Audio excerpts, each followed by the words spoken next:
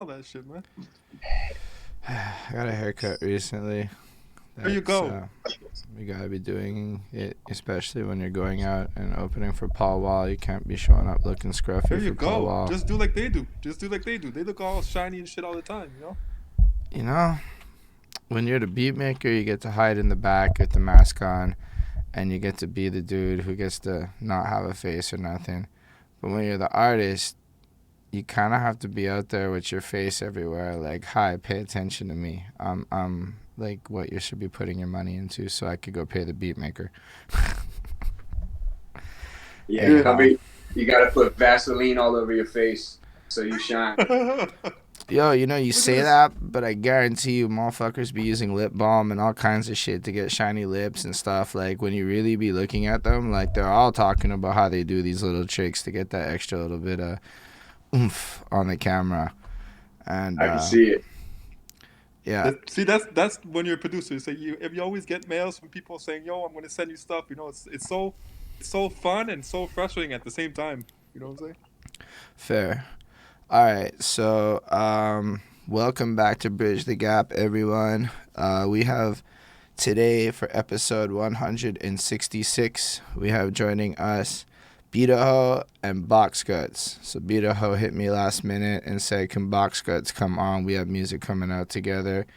Apparently, Boxguts is from Vermont, and I personally went to Vermont for the first time like a week ago, so it felt like the stars aligned, and this just made some sense.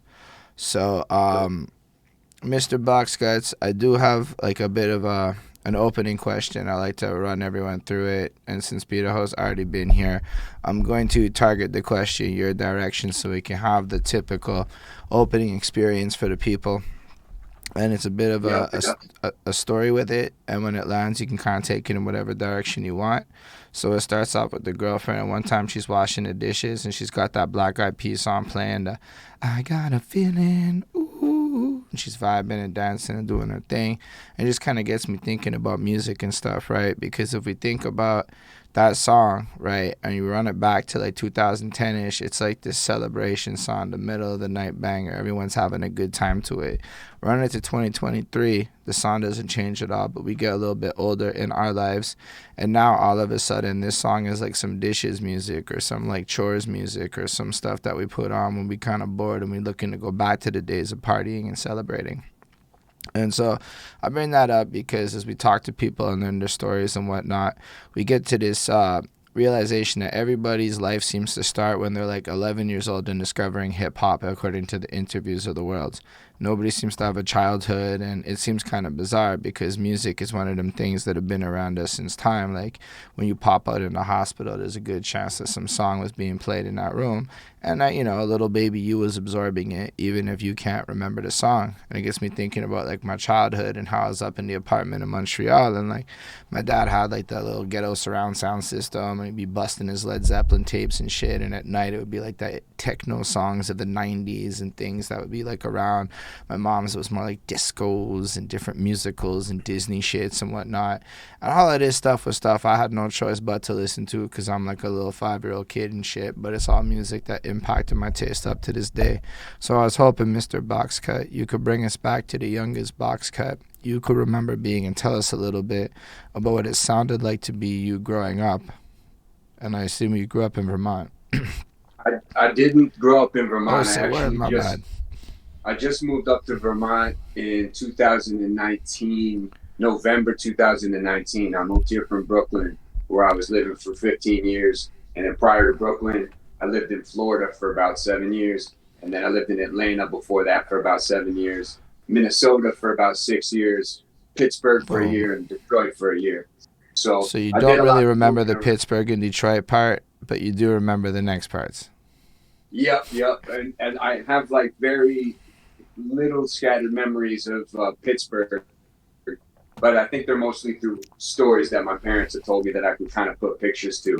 But for me, music really pulled me in with visuals, and like growing up in the 80s, MTV was huge. And so everything that was, we just had MTV on all the time. had like a little TV room that was like a little farther away from where my parents would be convening and stuff. So I would just be in there like zoned in, like, for everything, for these Max Headroom commercials, the Peter Gabriel videos, and shit, man. I think like metal really, really pulled me in when I would go to, at that time, the record stores were like tapes and CDs were just about to start happening. Right. And so I would see these Iron Maiden covers, Megadeth covers, Metallica, those things pulled me in, and I was already like into Headbangers Ball. I liked the way that the metal shit sounded to me. It kind of like, it was jiving with me as at a really young age, but I think I would kind of make myself like the shit based off the visuals. And so that visual aspect really came forward for me because I'm a painter and an artist as well, but I always wanted to do music. And the thing was for me is like, I tried several instruments, no good. I would have fun banging on the trash can lid, but then ask my mom, can I get into some drums? And there's a neighbor with the drum set. I tried, man, I was driving this dude nuts. And then there was someone who would come over to teach piano. It's not my forte either. This lady was not a fan of me and me not being able to play.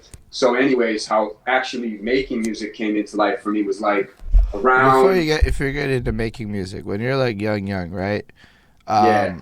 What do you get up to then outside of that? So you're watching a bunch of MTV as part of that generation. Are your parents big into music? My parents are definitely big into music. They like it. Oh, man. My mom was kind of like Ricky Lee Jones. She like James Taylor.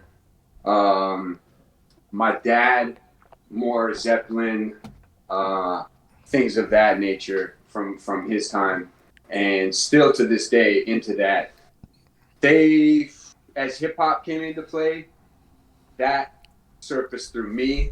And it was interesting because my dad, he just loved music in general, but he has a real knack for words. And so he would listen to the songs and he would kind of be like freestyling on them and, fucking around, like joking, but I could see that he could do it. And so when he would do it, I would kind of jump in too, seeing how he could do it. It kind of like, I can do this. And then it occurred to me, I had that knack for words that my father had. And that was my way. So do you remember how old you were when your dad was busting free freeze over the music? I think I was probably about 11 or 12. Okay, so when you're like younger than that, are they playing instruments or like were they all singing along, or was music just kind of something that was on in the background? On in the background, but my mom would sing. Like they're the type that they would get right in their car, put their tape in, and they're in the zone. They love music. They was always on in the house and always on in their cars. And neither of them play instruments. My dad, I think, played a little bit of guitar when he was in the high school in a band. And then grandfather played the clarinet, but not a lot of music in the family. Fair. Not like Beatahoe. Nah. So you basically come through, you're like 11-ish, and you see your dad busting freestyles and shit. But before that, were you like painting and drawing then as a kid? Drawing a lot, yeah. That is the same thing kind of through my dad. I would ask him, hey, can you draw me a race car or a gargoyle? Because I was into those heavy metal shits or whatever. Can you draw a skull? Can you draw this? See him draw it, then I would try and draw it. And then got into comic books and kind of the mix of looking at those album covers, the comic books was kind of starting to fuse a little something for me. So I was always drawing, but not painting until I got into graffiti or more in developed art classes in high school that would actually have us using paints and shit.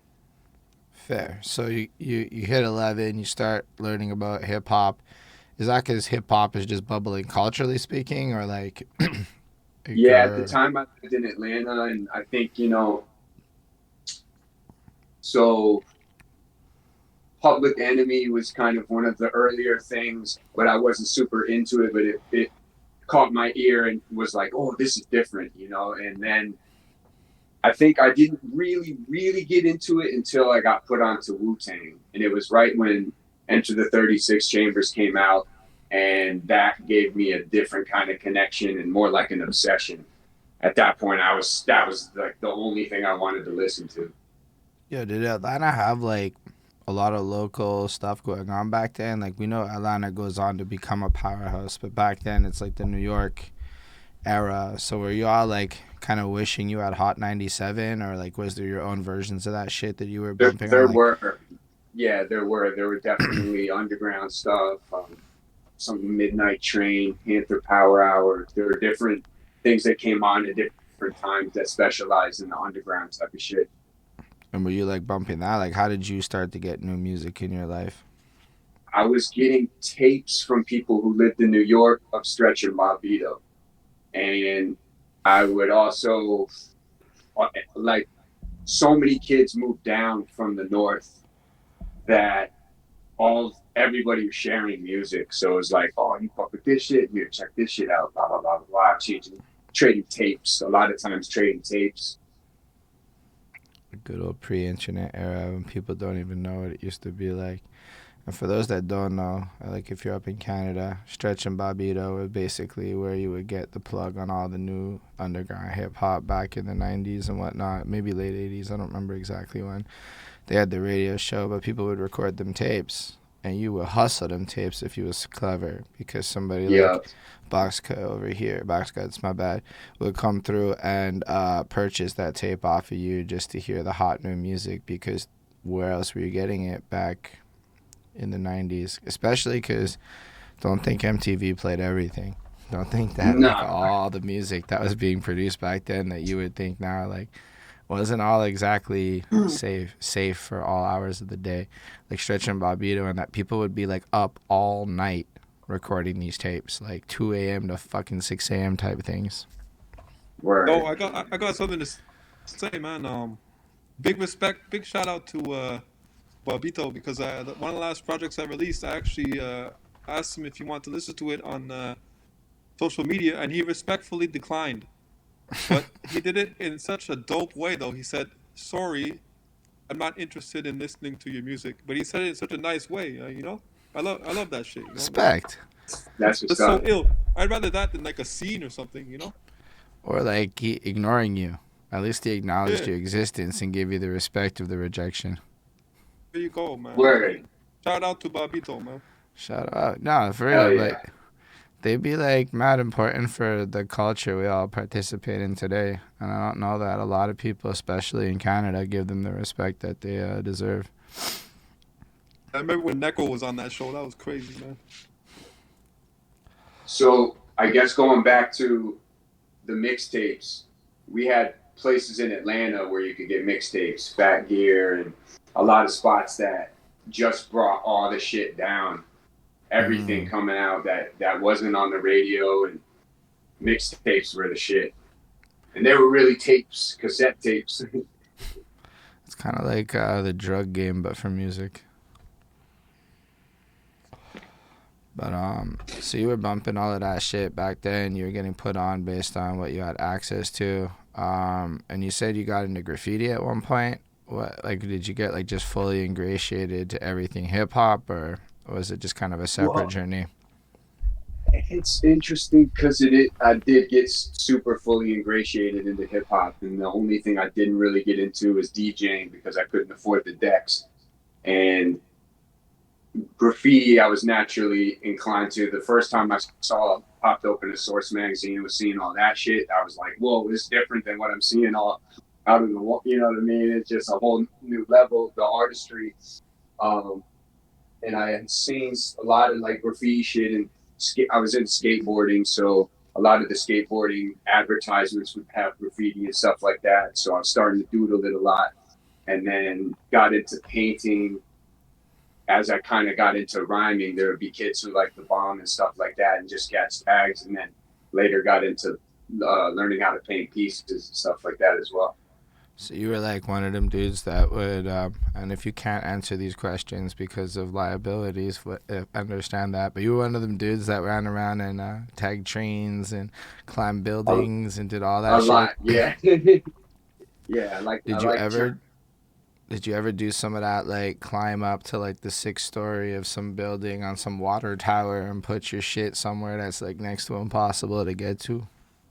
There were a few that were some tough spots, but I can't say I ever rocked the way some of these dudes do overpass hangs and stuff like that. No way, man. Like the extremes that I went to, like the closest I even got to hitting a billboard was kind of a water towery thing. And man, I feel like I pulled my arm out of the socket on the way down, and I had dropped cans and everything. I was hanging on by one arm. I went up with a friend. And he had gotten down. I had to just fall onto him and shit off of a ladder. I was hanging onto a ladder like with one arm, and that was definitely a rough one. But that friend and I had painted some really dope spots. A lot of times we had painted one time, we painted some trains, and then we were painting another spot, like some chill walls where he knew where you could see over the walls, and the trains came and they had our shit on it. And it was like, that was just a sick feeling. At that time, I was painting every night. When I would go to sleep, I would be having dreams about spray paint. All the cans were under my bed, probably sucking in these fucking fumes all night and day. You know what I mean? But yeah, man. Did you ever get caught? Unfortunately, I did get caught. Arrest did set me back from bombing. Um, the last arrest that I had for graffiti was kind of my, all right, you know what? I'll focus more on the pieces. I see what this is getting me into. There's a hunger that comes with it that it's just the dedication. It's like almost impossible to stop yourself. So I saw where I was going with it and felt like, you know what, let me try and reroute some of this Right. energy and focus more on just letter styles instead of ups. So like, is there like clean areas then for you to go tag and whatnot? Like I know that there's the illegal side of it that many participate in, but let's say you're trying to go like legit with graffiti. What do you do to go legit? Cause I like, think offer services as murals. You know what I'm saying? Like throw events if you can that would have some type of fundraiser involved. The more things you can do on that end of things that can draw people to it to show it's an art form rather than a vandalism style or something like that. You know, the more artistry that can be shown and presented in that way, I think the more things that you can monetize with, because then you can have shirts for the events and stuff like that. But presenting as murals, you know, you just have a little like portfolio you can bring around the places that have walls, and you know, somebody even pay you. at that They point, should. so it's like, you just kind of effectively you create like a sketchbook like a tattoo artist would do of potential designs you could put up, and you're just kind of shopping murals at that point. I think you could do it that way, but I would think it would be better to show actual walls you've done so they Mm. can see what your work looks like on the surface. And a lot So of how do artists, you get the first wall then? So like, do you have to like break the law a little bit to get your portfolio up, and then you're able to get what you want? Like, it's funny how that goes. So yeah, I mean, a lot of times you will just, if you've done really chill spots and they're sick, you might not want to take it out of your portfolio. Maybe you can crop it in a way where they can't tell it's at a train yard if it's not actually on the train, but maybe like at an underpass or something like that. Or, you know, you hit some kind of random wall, but you're not trying to show stuff you've done across something you can see from the highway. But you know, I mean, who knows who you're showing the shit to?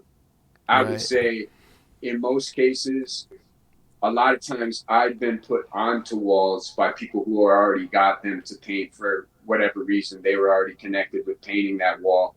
And then that gives you the opportunity to just flick your shit, flick the wall, and build up your portfolio that way with kind of just like being invited along to paint.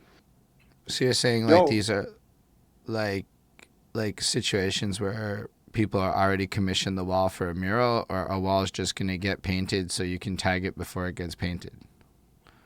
Mission for a mural. Okay, and then you just kind of become a co-mural guy.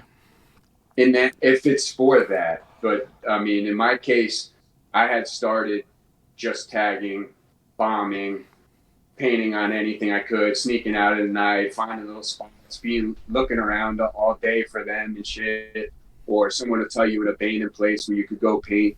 And I wasn't really building up my portfolio for that at that time. That's more just like getting the style, getting it out, getting it up. Just, you know, you don't want to sit around drawing it all the time. And when you are drawing it, all you want to do is go out and paint it. Fair.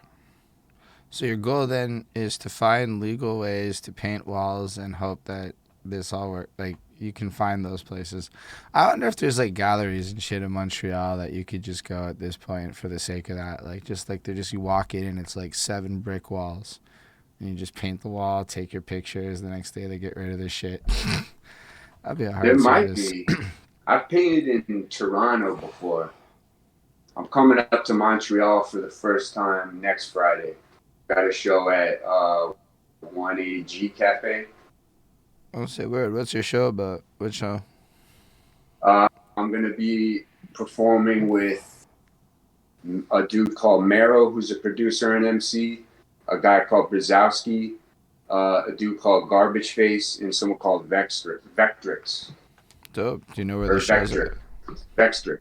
Something like that. Yeah. Where's the show at? At 180G Cafe. 180G Cafe. Oh my god, I don't know where that is. Beat, am I talking too much? Nah, you not at all, man. Beat was like, I don't want to talk. I was just wondering, like, when you go, when you used to go tag lot, like, how many cans do you have to bring with you? Like, is it like a big ass bag on your back? So yeah, it was always different, right? Like, if I was just gonna go, so sometimes you do stuff called like fill-ins, right? Where you kind of like more on a bubbly letter style, and you want one color at least to fill in, and then an outline color. So you would have like maybe say a big black paint for your outline and a big blue or white or something for your fill color. So then you go up and just waste that can. I mean, you might be able to get like your name 3 times, and then you have the black to just pop the outlines, maybe some shadows, and then you'll have still more of that black can since if you didn't use it for the fill, and then you just go and catch tags with that. So you figure if you have 2 cans that you can get your name out at least 3 or 4 times, it depends how long you're out for, and then you just kind of plan accordingly. But if you're going out, well, it depends if you're taking them or not, or you know. Yeah, I was told that traditionally it's not legit if you're paying for the cans. Most people do rack their paint. I have racked paint, but I didn't become a racker. Like, I have friends that took that shit to such a level that I just like, I can't even identify with that term. You know what I mean? No, I got like told there were people who would hit up like this one store that's not far from me, and they would basically go out the side, wait for the deliveries, and just jack the entire fucking box of like fucking spray cans, and like it would just be like that. I'm like, damn, man, I would have been terrible in this game if that was all the requirements. Your boy would have gone to juvie. Yo, There's Box, is it like other ways? Is it like easy to wash off the hands, or it's like mad annoying? Different paints are different formulas, man. Some of them will like bind crazy to your skin, and others will come off of your skin like very easy, but not off your nail. Others will come off the nail easy, but not off. It's like different formulas, different reactions. Oh man. Yeah, and shout out Hobbs, stay busy. For Hobbs, stay busy. Word Word up. He produced my album. Yeah, it's a real dope producer out of I think he's in Winnipeg, right? Or he's out in the prairies or something. Yeah, Winnipeg. Sure. Dope ass producer, yeah. That's lit. Hobbs is the man. You seen what he can do with paint? I have not, but I'm gonna put some faith into y'all. I've seen what he could do with beats. That guy's crazy with the beats, though. You should Word up. Box's last album, man. Got a lot of positive reviews and everything, man. Crazy album. 18 joints? Is it 18? 18 joints. Yeah, 18 joints. All That's a lot of energy, man. Yo, I respect that. You're not afraid of having the people complain at you about having a long album? Not at all. I don't care, because I have EPs that are short. I have mixtapes. I have a mixtape series. I'm about to put out volume 9 sometime this year, and each one of the mixtapes has 23 tracks. So you know what I mean. I don't go for filler either. I try and just smash out everything I do, leave my signature on it, and really hit people with the spray because I want everything that I do. I want to play it back and say, "Fuck yeah, I'm still fucking with this." So I don't care how many tracks are on it. And with that Oh, particular, was up. sorry, no, sorry. Keep on going, man. Sorry to interrupt, I man. think he Sorry, you was were like saying? Oh, co-signing you I, like a hype man. oh, good. I was just gonna say it's funny with that particular project. Pops and I, we started with doing 2 singles together, and then we're like, oh, all right, we got good energy, man. I like these songs. Fuck yeah, let's keep going. So we're like let's make an EP. And then we get to that point of like 6 tracks, and we're like, man, let's go for a little album. And then it was like, I think we could make 10 solid bangers. And then at that point, it was like we had already extended it to like 11. And then I was like, man, let's just go for 16 solid fucking bangers and fill this out because we had already had the album concept at that point that just needed to be completed. And then he wanted to throw an intro, which I was like, hell yeah. And then a remix to our first single as the bonus track. And that's how we had the 18 cuts. Oh shit! So you didn't have like a more that you scrapped off it. It was never like you had more and you're like, okay, we're gonna take the best ones. It was like you just really had the 16 and you did the intro He, and the whatever. That was the plan. yeah, he and I Okay. did not scrap one track for that album. Wow, that's crazy, man. That's We crazy. worked everything to. Some things had to get re-recorded, some things had to be adjusted and stuff like that. But we just chiseled it until we got what we wanted. You know what I mean? Yo, was Man, was Hobbs like mad, annoying like me, sending you different versions all the time, or he was not annoying like Uh, that? Beatahoe is a different animal. Beatahoe is a. Have you worked with Beatahoe? I have not worked with Beatahoe in music, but I have heard stories of working with Beatahoe, and I have dealt with I've done tech support on the fly with Beatahoe with regards to these interviews, and I would say every conversation is an experience. All of them are an It's just experience. I'm just a passionate man. I think you're passionate with your podcast there, Hold Yeah, so I'm I'm sure super you can passionate. relate. Word up. Absolutely. Box guts as well. So, And like oh, when I look at encounter Kanye West. He's things, like a billionaire, and he's still screaming in studios at people and all passionate. Kanye West, and he has $1 billion, and and And some he's a people basket they just remain case, passionate. and nah, I feel like if you when you're really passionate about it, you get caught up in your shit, and then sometimes regular socializing becomes more complicated. I think that sometimes passion is bad too because like look at me for example like I'll send the box cuts some versions and they're not as good as what we already have. So say when you're passionate, you have to understand that you're not always right too. You can't be an asshole and be like, yo, Mm, you gotta be open minded. Passionate just means that you just try to make it better. That's all I say. That's all I ever want. Sometimes with passion comes impatience and this like constant desire to just get on to the next part, and then it's hard to like sit back and figure out the right way to do things sometimes when you're always pushing, but Yeah, over yeah, time that's we true, learn. man. I hate pushing. I push a lot, but I hate pushing. But I push a lot, but I'm trying to work on that. And sometimes people When want to get pushed too. when Beat and I first worked, we would bump heads because of that.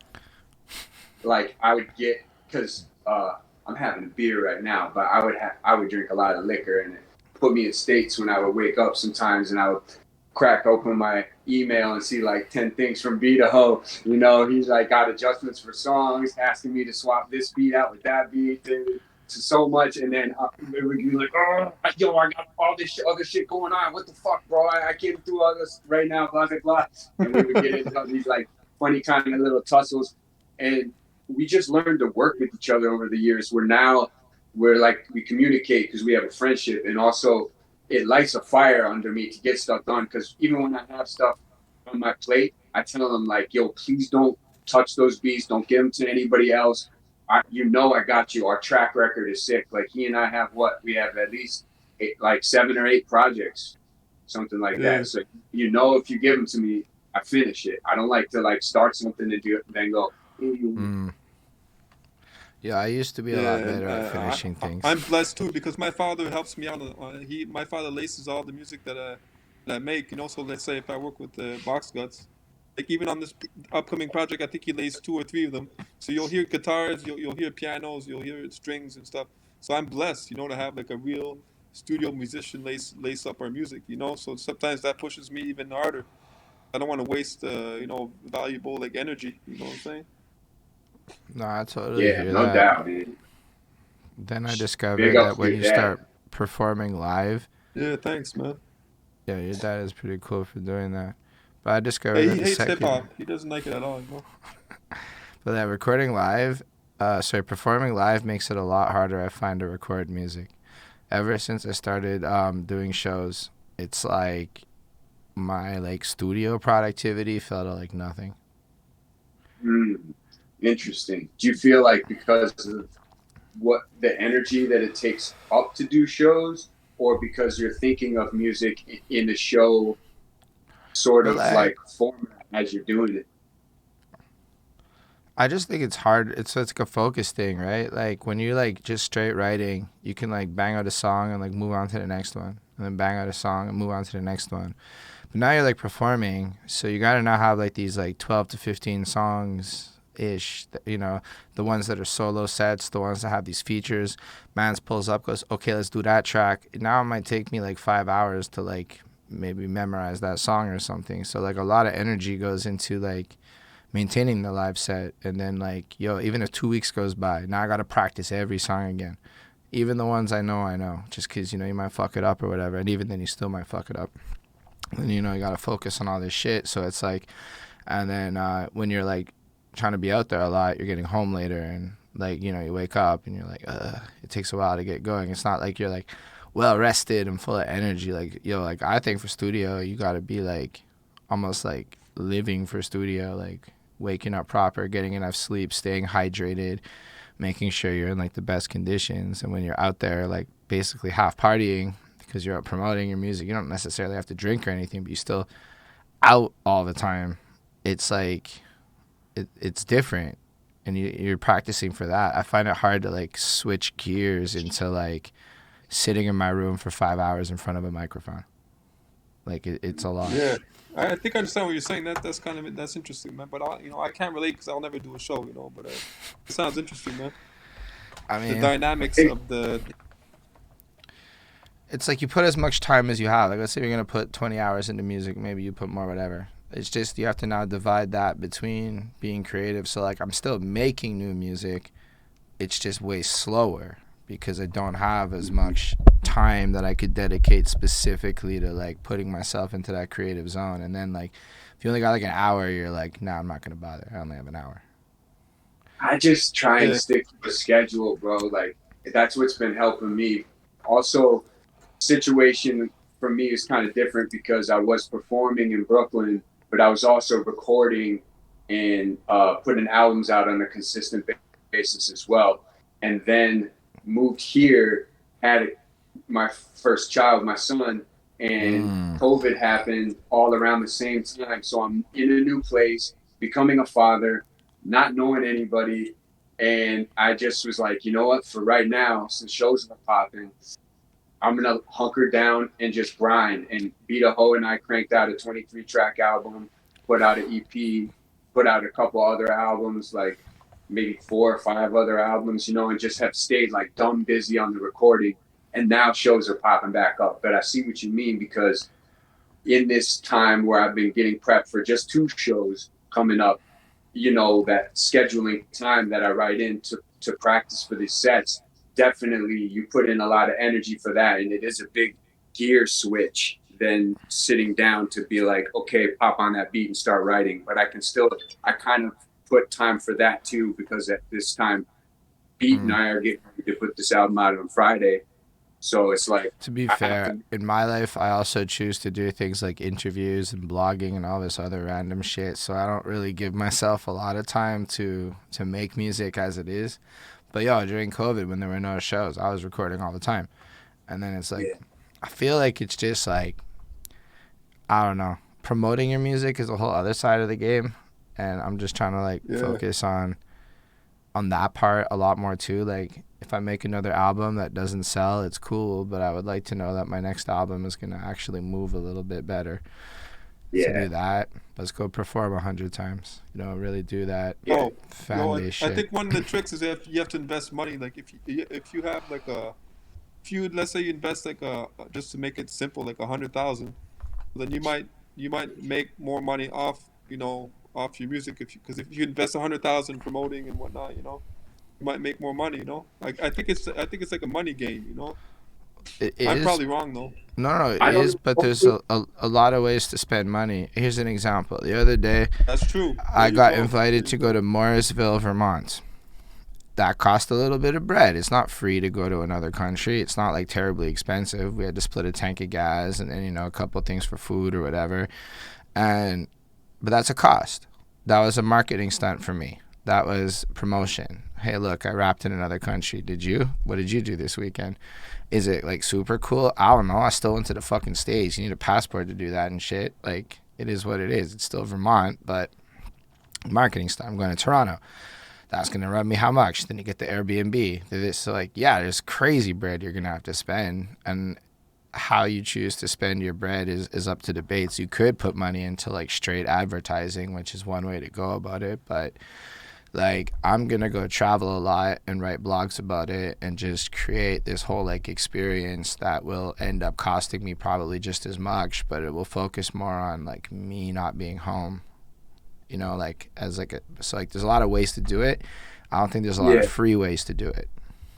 I think you pay regardless with your time because there's no set formula for everybody to blow in one straight lane. And if you're looking to do that, you're going to fuck up because you're going to be comparing yourself to whatever someone else did. And man, being an artist or MC or producer, being involved musically or through the arts is a journey, man. It's going to pop off different for everybody, and it's just about your dedication to it. I think the money comes into play with how you manage your energies. And so say you're not doing good with your money, then probably you're going to invest a whole gang of it into somebody who's going to send it all down the drain, and you're going to have nothing, but you'll have learned a valuable experience. And I think that those things are those due pays that happen through time. And because some people blow too and they ain't ready. So you have to stay ready, because if you're not ready, you got one album to drop and you flop and you're fucked out of here. I mean, it's also like the music business is a business, right? So end of the day, what are you going to do to make money? I've made more money selling clothes, not that crazy amount, but really if I run it in the last 4 months, my biggest profit sources have been Patreon when it comes to music, because some guy's paying me to do album reviews. And then I've made some money selling pickle-related clothing items. It's not really like I'm making money selling music. It's that music is an advertising platform to legitimize shit. You can trust me as an album reviewer because, hey, look, I actually do make music. You can trust that I have an opinion on performing because I do perform. And all of these things kind of glue into a bigger package where you can monetize it. So I started blogging because, I don't know, let's say one day Beatahoe wants a beautiful press write-up. Maybe Beatahoe pays to bring me down to his studio and I sit there and he keeps me around all day and then I go write about Beatahoe. Maybe one day that's worth money to him and he thinks that's blit. In order to do that, I got to create this value proposition and shit. That's worth money. Rapping? Yeah. I mean, it's worth money. I have in fact received a couple of bags to show up and rap, no strings attached, but they're few and far between, and it's going to take me a long time to get more and more of them, and it's a relationship game, and the longer you do it, the more you get. But if you really want to make money in this, you have to build a business around what you do. It's not like selling out. You can just make your art pure. Cool. Make the music you want to make, but then find your pickle shirts or whatever other fucking shit you can do that will make some money so you can make the music you want to make. Absolutely. I mean, everybody finds another hustle through things, and the music just elevates that. Even doing stuff for music libraries, you maybe do something that's a little less your style, but something that you can do. What do you mean by that music libraries thing? Well, in my case, I was approached by a couple producers that said they were connected to music libraries, right? Which meant that they present packages of music that they've produced, and they present it to a company that makes all those tracks available under searchable genres when people are looking for music for like television shows, sporting events, video games, movies, all that shit. So that stuff pays. So right away, like in my case at least, when I was approached, they asked me to do 3 tracks, and I got paid for the 3 tracks, and then they do royalties anytime your stuff gets chosen, even if you're not on that part of the song. So say they play 3 seconds of something on a show, and it's just the instrumental. The artist still gets a portion of it as well as the producers, and it just tallies up every time the show is played, and then you get a breakdown every 3 months. So it's a good way. You were on major shows too. What major? You were on 2 major shows too, right? Yeah, you were on the Netflix series. For the Netflix series. Damn, that's a new show too. I just for some reason that's a bit of a flex. Like he's like, I'm on Netflix. Can't be bothered to know the name of the show I'm on. It's just slipping me at the time, but yeah, man, it was actually, damn, and it was a #1 show too. Damn, I should be remembering right now. His music playing in that show, and what else? The Jersey Atlanta show. Atlanta show. That hip hop show, Atlanta one. You got played in Atlanta? Like you got played in the show Atlanta? That's hard. Not the show Atlanta. It was it's like one of those like hip hop shows where they have all these people like kind of like Flavor of Love, but like I can't remember what the heck that one was called too. It's a major show, like a major show that huge. Like hip hop or one of them ones, but I think maybe that's the ones. Hip hop something love. Was it Love something love? Love. No, anyway. Love. That's the only major one I know of, but that's fine. The Recruit is the show on Netflix, though. The Recruit is the show. That one was good. They used my vocals and all that. And so you're saying your voice was used in a scene on a Netflix show? Because that's one of my dreams right now, is to get picked up for sync, and you watch some like montage scene and this motherfucker starts playing my Lose Weight joint as he's working out. Bro, I don't even care if the movie's trash. I would be so happy with that moment. That would be the greatest movie in history to me.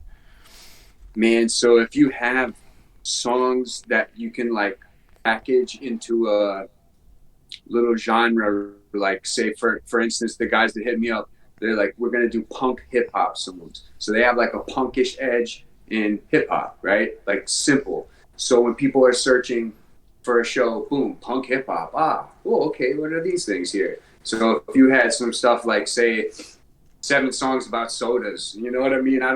Just for instance, right? Then you put like soda rap, and they go in there and boom, boom, boom. Anytime 7-Up is looking for something, anytime Coca-Cola, that type of shit. I do have 2 songs. It's called The Recruit. It's called The Recruit, the show that you had to song. The Recruit. Yeah. Okay. The Recruit. Yeah, there you go. And Forged in Fire is another one. That's really cool. So how did you get approached by these people? Is it just you put your music out and then they approach you? Did you have a more active part in this? They had found me on Bandcamp. They said they found my music on Bandcamp. Say word. That's an interesting defense of using Bandcamp. Do you sell a lot? Right. I sell decent on Bandcamp. Yeah. So I guess you have to sell on Bandcamp to get some love on Bandcamp. Oh, I think it's like the biggest thing though is like it's really Boxguts like skill set, because like these guys probably see thousands of people every week and they just try to find somebody who's very unique, and they probably just saw his music and okay, we need this guy, because nobody really. I mean, this guy's on his own. I totally believe you, but they're never even gonna notice my Bandcamp because I got like 3 followers, and so it doesn't really matter. I got a lot of music out and 3 followers. So I mean, like you gotta be doing a degree or something to catch the attention in the first place. So I was curious. You know what? I've never gotten. Funny because Sorry, go ahead. It's so funny because they can also be looking for like a generic clone too, because it's like that shit is good too. You know what I'm saying? They could be looking for some guy who sounds like Travis, whatever his name is, because people like that shit. You know, so it's like I'm not saying they're just looking for people like. Well, I just mean Boxguts. like with the sea of music out there. Like if you're gonna go look at shit, I mean, I'm not saying numbers are the biggest distinction, but if you're doing a couple of sales, even if you do 2 sales a month, you're already significant in the world of artists trying to make a move. You're going to start to have a bit of a follow. It'll say like a couple hundred followers on your Bandcamp.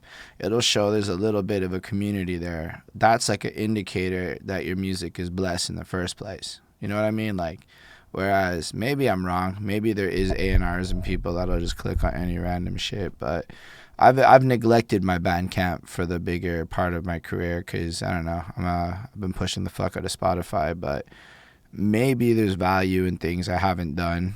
And when you hear about somebody getting approached for sync licensing off a fucking Bandcamp, that's an interesting thing that I didn't put a lot of thought into, that maybe that's a whole other reason to use it.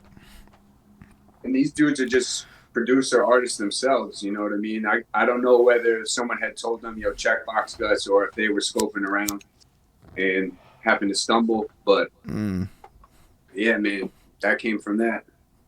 Yo, I gotta add something though. For me though, that's linked me across the world, like selling custom made CDs, selling mad merch, you know what I mean? It's been good. They do put their paws in, they rake a nice chunk.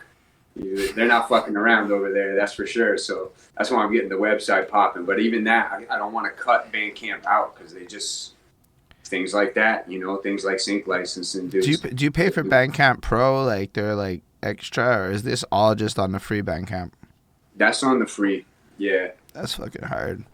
Maybe I should do more. I gotta say something, man. I want to just shout out Holden's crazy fucking album reviews, man, because I remember you reviewed an album that I made the music for California Ghost King.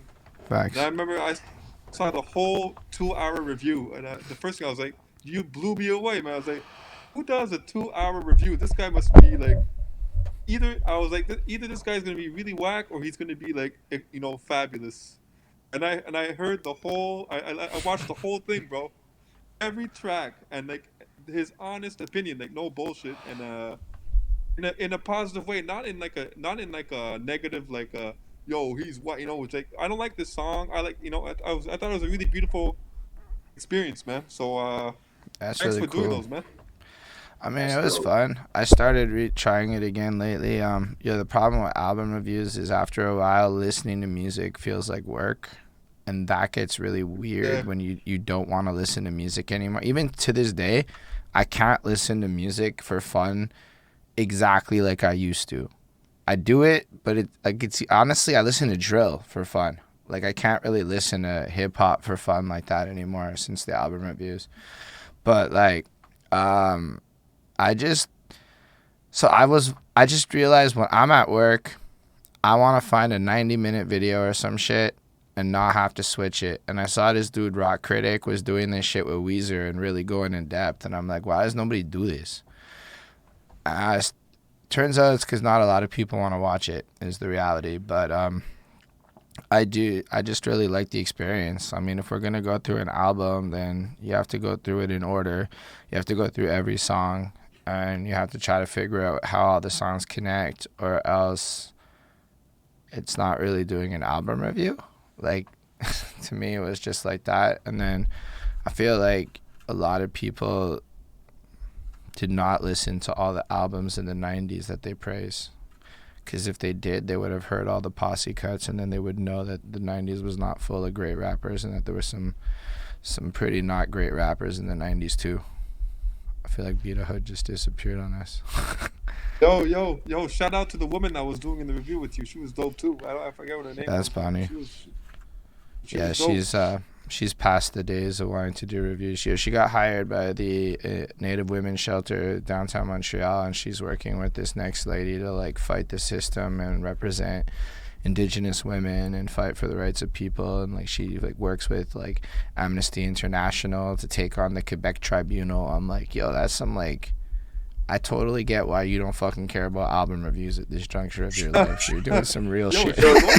Is she a lawyer or what? Not even. She's an executive assistant, but what that means is she's really good at dealing with the complex people. So she's like the homie that shows up with the clipboard that makes sure shit gets done. Damn, that's hot, man. And then she's just meeting all the people, but through that path, it's like, yo, she's already on a career trajectory where like 10, 15 years from now, she gonna be the one on the news arguing with politicians about shit. It's pretty hard. So I'm like, that happens, man. Yeah, I'm like, fair enough. I totally get how you don't care about rap reviews. I think it's like energy. Sometimes you just don't have enough. Sometimes you have like an abundance of energy, and then sometimes you're low on energy, so you can't do it anymore, you know? Or like sometimes you don't have a passion for yourself, so like you jump onto the passions of the people around you, but then when your own passion shines through, you got to focus on your own passion. It's like, now that I'm focused on certain things, I have to let go of other things, and life just kind of evolves. Like, you really can't always do everything forever. Like, I can never do album reviews at the same pace or focus. It'll never be the same priority as it ever was, because even the interviews is more important than album reviews. This is documenting our culture, whereas album reviews is cool, but it's not really documenting our culture. It's not really playing into the bigger missions of what I think needs to happen, or the bigger, more important things. Whereas you get older, it's like less about you, or it should be, and more about the community. So like, things just kind of change. Plus, I like going outside more. The interviews help me go outside and, say what's up to people better. I know not everyone want to go outside. Some of you beat makers love staying home forever, but I kind of like being in the crowd. I kind of like being at these shows. It's a fucking vibe. Oh, bro, last time I went to a show was probably like 20 years ago, man. Yeah, no, I love it. I did like the Paul Wall show on Friday, then went to an open mic on yesterday. We're doing the Jerry the Damager show tomorrow, and then just keeping it running. Yo, the last time I went to a show, I did a bunch of mushrooms, and I kind of had a whole paranoid breakdown in front of the show. I was hiding I was pretty much hiding in the sand, bro. I don't know why you did a bunch of mushrooms before a show. Yeah, it was called Pollywogs. It was like a big metal show, and I just remember shit being so shiny around me when I was looking everywhere and just kind of hiding, That's some mushroom shit. Right. Yeah, mushrooms is crazy. You can do mushrooms great. and you'll have a nice trip. I did one set high on mushrooms. Done that shit, huh? I did one set high on mushrooms. Like, I did the mush and I paced it wrong.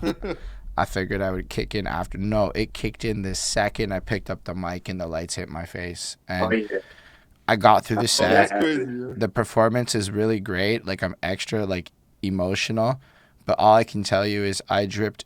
There was a puddle of sweat under me, bro. A puddle of sweat. It was like...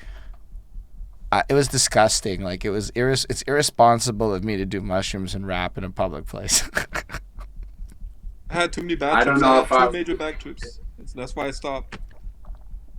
What are you saying? I used to love to trip and perform, man. Like, damn, take a little, or fucking throw some caps back. And times where they would hit, sometimes I wouldn't even know. I would go through the whole set and then come off and someone would be like, yo, that was crazy. And I was like, yo, good look. And then other times, like with the drops, man, like the energy is just fucking bursting out. I don't know, man. I have enjoyed working with psychedelics and performing with them several times. Did you always make hip hop, or were you like in other genres of music? Always hip hop. I mean, I freestyle around and sing all types of different songs. Like, I parody shit, like Weird Al type shit. But don't record nothing or really make songs like that. Always hip hop. Okay. So like all your rapping has just been hip hop and different. So you're just tripping on mushrooms rapping. Well, has happened. I do use them occasionally for writing. I use them occasionally for painting, but I do those things sober as well. And do those things just smoking and shit like that. But do you find the art is performing? Different? Like, I wrote a song on mushrooms, and I was expecting, something other than what I got. What I got was a song that was remarkably exactly like a song I would have wrote when I was not on mushrooms. There's like maybe a 1-2 difference on my flow. It was just so not astounding that I was like, damn, eh? So I'm wondering if like mushrooms and shit makes your art come out different. For me, Yeah, yeah, I found that. Yeah, some have just wrote themselves, and it's like barely pushing the pen. Like the thoughts come out and just lay themselves in a way where it's like the connection is happening, the moment is happening, just kind of like, just can my hand keep up with my mind? And that's the same thing with painting. Sometimes it's like the painting is already projected on the canvas. It's just up to me how quick I can move and how quick my mind will change, because all these things are happening so quickly at once. But Yo, I gotta imagine painting is crazy, because like at least for me, shit gets swirly. Like you well, know, like I'll that. give you an example of one here. This Cool. one, a lot of let me see if I can find a way. Wow, that's like Damn. remarkably good. Oh. Holy shit. That's like crazy, you hear man. painting, you don't expect like, damn, that's like you can see that in an art museum good. Yo, bro, that to me, you know what that says to me, Box? It says mad cow disease. I don't know why, man. That's what screamed for me. I see a dead unicorn that's been slaughtered. Did you hear that, Box? Yeah, I'm listening to everything y'all are saying. Yeah, no, I Mad- see a mad dead cow ass disease, man. unicorn. Like you just went like to fucking town on a unicorn. Oh, yo, Holden. That's just one painting. He has like mad paintings. Like the house is filled with paintings and everywhere. No, but that's Right on. really cool. That's like a crazy experience. Like that's really talented. You went to art school Thank too you. in New York. You went to New York, right, Doc? No, actually, Box? the college I went to was in Florida. it was in Sarasota, Florida. Oh, Florida. Okay, yeah. After you finished art school, yeah, that's what you said, right? Yeah, after I finished art school, 2004, moved to Brooklyn. Moved to Brooklyn, yeah. So When I say art school, is that you went to like your university, right? Yeah, it was called Ringling School of Art and Design. I think they're called Ringling College now or something like that. Wow, so that's 3 years, right? That's 4 years. Holy shit! With people just like breaking your balls, too. So like do you teaching you a lot think of stuff. art school like made the difference? Like are you like For me, yeah, I needed the discipline for sure, and also it opened me up to learning how to paint with oils, painting with acrylics. There are so many artists that I met there that I went on like, with graffiti too, mad missions, meeting all these other kids that paint, learning how to paint different ways from each other. And then the professors that I had, man, I was blessed. I had a guy named Sean Barber. He's a remarkable artist, tattoo artist, I believe, as well, out in LA, I think.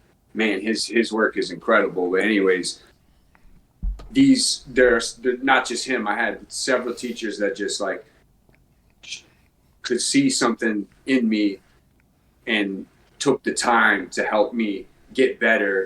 And I needed that discipline. I got more discipline and fell in love with it to where it just flows out of me. You know what I mean? And they give you like real critiques too. No bullshit, right? They really No broke bullshit. your, like, That's yeah. the other thing. Like it I helps like how you you asked learn. that. That's a good statement. Yeah, it's great because it teaches you to let people tear your shit down. Anybody, because like some people will be, and then you could read that too. Like some people have valid shit to say that could in fact help your stuff get better, and other people might be on some shit, and you can read that. And then there's some people, and they're like, you start critiquing theirs, and then they come around to yours, and they're gonna try and blah blah blah blah blah. You know what's real, like certain folks, and you respect their skill. Is it they might like have your some peers that critique each other? Do you have to like basically go through and have everyone else in class talk about your shit? The teachers, Yeah. right?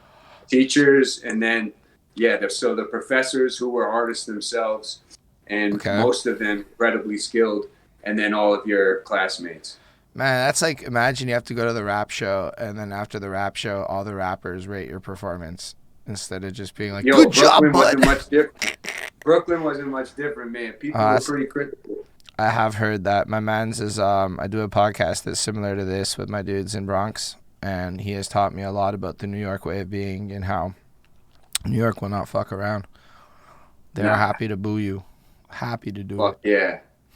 Yeah. New York definitely helped shape what I wanted out of myself. And now I'm hyped to be able to be here.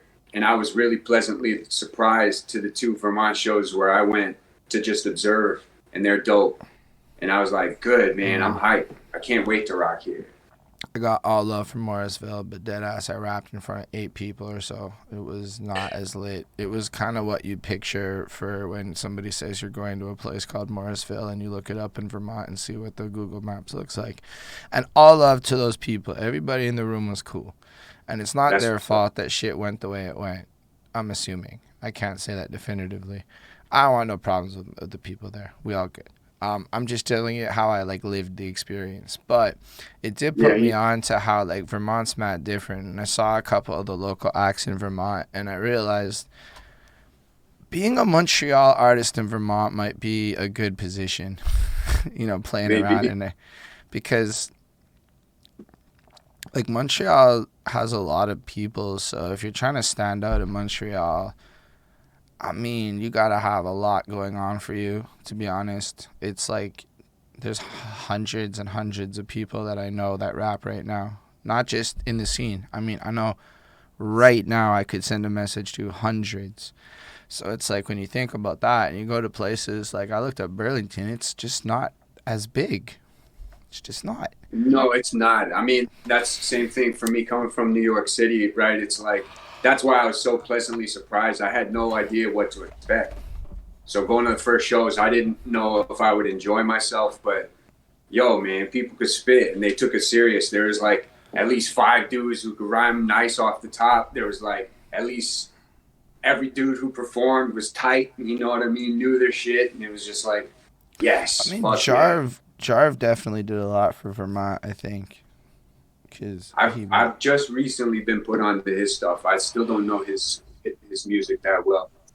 He makes beats, mixes himself, super on that indie flex. He's like, I'm a white boy and I know it music. That would be the genre I'd put him in. Okay. I'm not mad at it. It's what it is. I've never heard that genre. It's basically dudes who are like do this self-aware goofy shit where like it's almost like anti-hip-hop in a way. It's not that it's still part of hip-hop, but like it's almost like you rap about not being violent to be ironic about the fact that you're aware of your position in this bigger game and all this other shit. Like it's typically a bunch of intelligent white dudes that do this shit, and I mean like real, like the super smart white guys who like are often super independent, rhyme sayers kind of tier of life. And it just ends up feeling like an anti-hip-hop genre compared to, like, say, what a gritty New York sound would be. I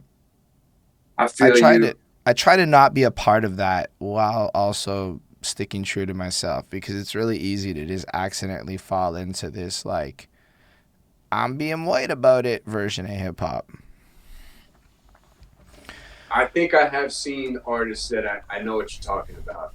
I know that's not the best description, and I could see how some people might be like, there might be better words like you used to describe it, but like there's this almost like, it's almost with this middle class crowd of people who clearly grew up in houses and they never really struggled, and you know, it's all these different things that almost become these motifs of their music to play in opposition to the more typical gritty things you would get from a New York sound, while reflecting at a technical level all the really important elements of good rhyming. It's honestly why I don't try to do puns a lot. I'm not trying to even be like that. I'm just trying to spit my shit.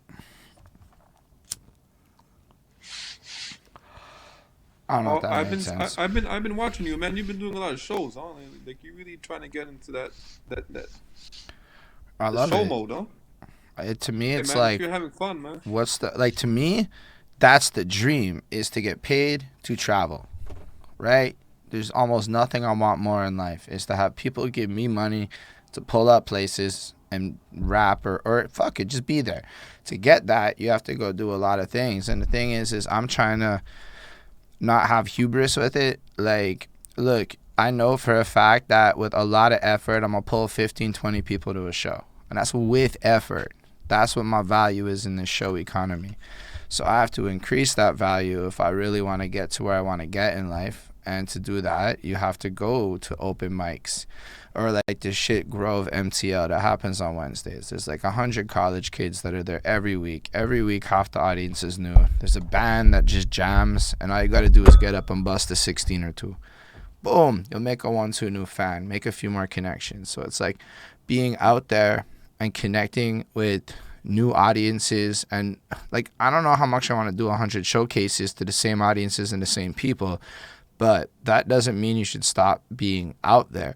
So if I'm going to spread my music, I have to try to make an effort to meet 5 to 10 new people every single time I go to an event and make that effort to connect. So it's not just like I'm going to rap, you know, I'm going to actually network, you know, do that networking thing that everybody be talking about. And not just to like other rappers, but like I want to know what fans like. Everybody might buy a pickle shirt now.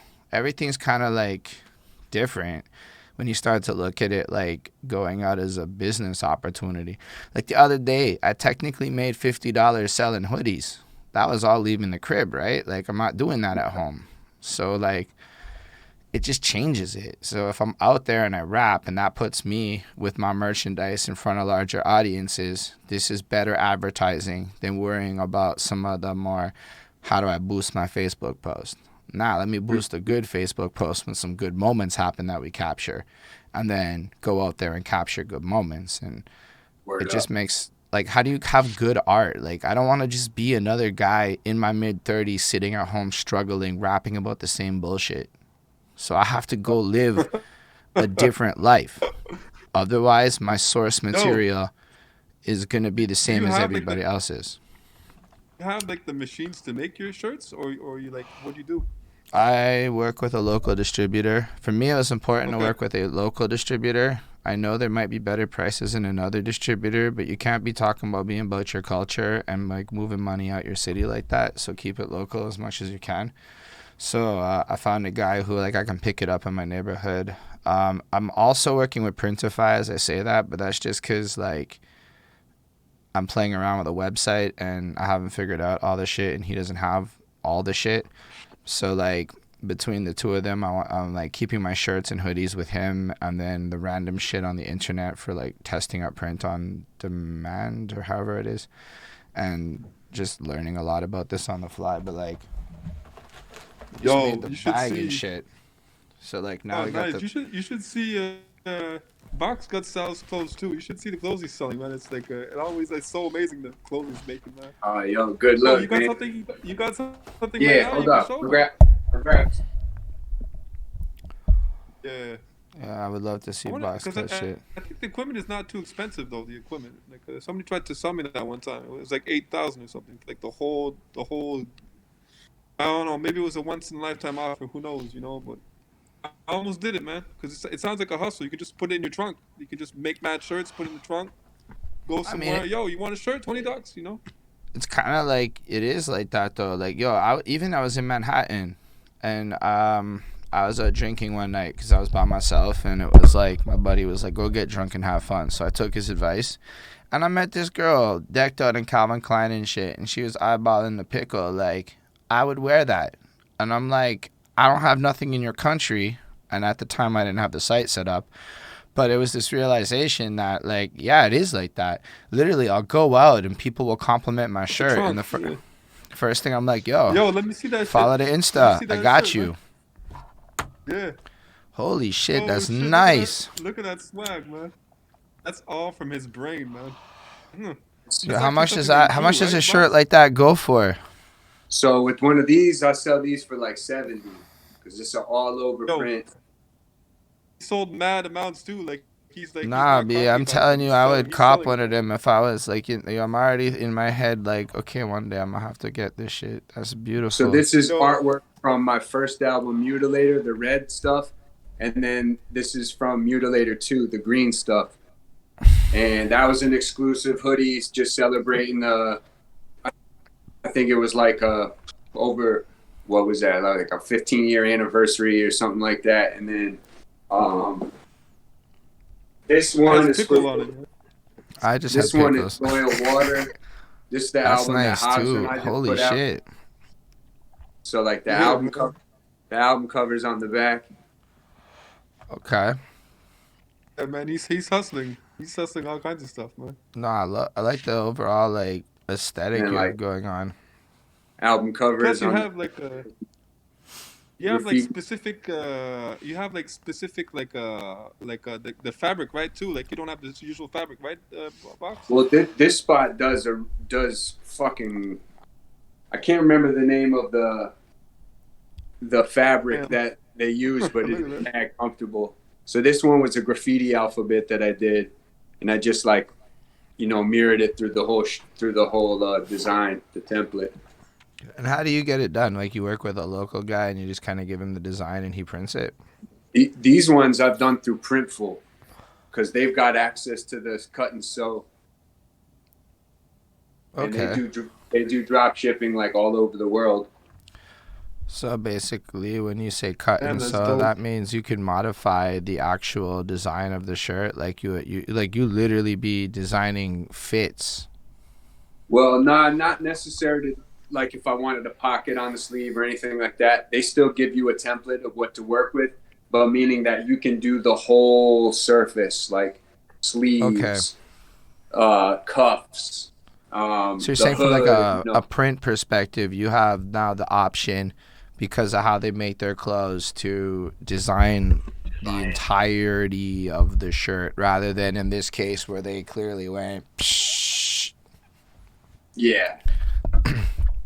Yup. So they cut and sew the fabric with the design lined up however you line it up on the template, and then that's just the difference between like a screen printed design. So this is also like you can wash this gang at times. It's not going to fade. You know what I mean? As opposed to a screen print that'll crack and shit like that. That's fair. Just to be clear, my shit's not the bad screen print. It's whatever the fuck DTF is, and I put these motherfuckers through the washing machine a whole bunch and they never cracked. Shut up, my pickle guy. But I don't think we're making it at that level. But that's like the future, because what happens is you start getting into clothing making and you're like, oh, like everything else in life, there's a gajillion fucking companies, a gajillion fucking options, a gajillion fucking everythings, and ain't nobody telling you shit. So it's like a big adventure. But I do have to say, Printify makes good school bags or backpacks. Like I copped a bag off a homie. I don't know if you know Travis Bryant, Beatahoe, but like I copped one of his bags like 2-3 years ago. That shit still be lasting. And then I saw it was the exact same bag on Printify, and I'm like, listen, if that motherfucker lasted like 3 years, I know this is a quality bag. I'm gonna fuck with this one. And then it's like, I don't know, man. The merch game is crazy because like people don't necessarily want your music per se, but like they do want your branding if you do it right. Like, so I don't know what the Beatahoe version is, but if you can come up with some like icon, symbol, or story that you can tie into clothing, boom, it's over. You just go around everywhere and have it in the trunk ready to go, and people will cop it. Yeah, just do like E40 did, man. Like E40 he produced music, then he just filled his fucking trunk with like 1,000 CDs. He sold those CDs, made 2,000, made 5,000, made 10,000, made 20,000. And after that, Jive gave him a record deal, and then he became a millionaire. You know, that's really what E40 did. You know, all his producers were all his friends. All the features were his friends. And when they got their first deal, they bought studio equipment. They bought like $150,000 worth of studio equipment. Then they just produced he got like a 3 or 4 album deal with Jive, and he produced those albums like in the studio that they built. But that guy was hustling for like maybe like 8 years, you know, selling CDs out the trunk, man. I mean, even if you look at like most people's careers, there's some kind of a story like that. Like look at Tech Nine. Like people encounter Tech Nine like what 15 years into his career. Like people don't realize that like when Ever Ready comes out, that was like his like 10th album. He was like it was ill, that guy. But like it still was like a lot of or Insane. Yo, for me, the craziest example is always the Insane Clown Posse.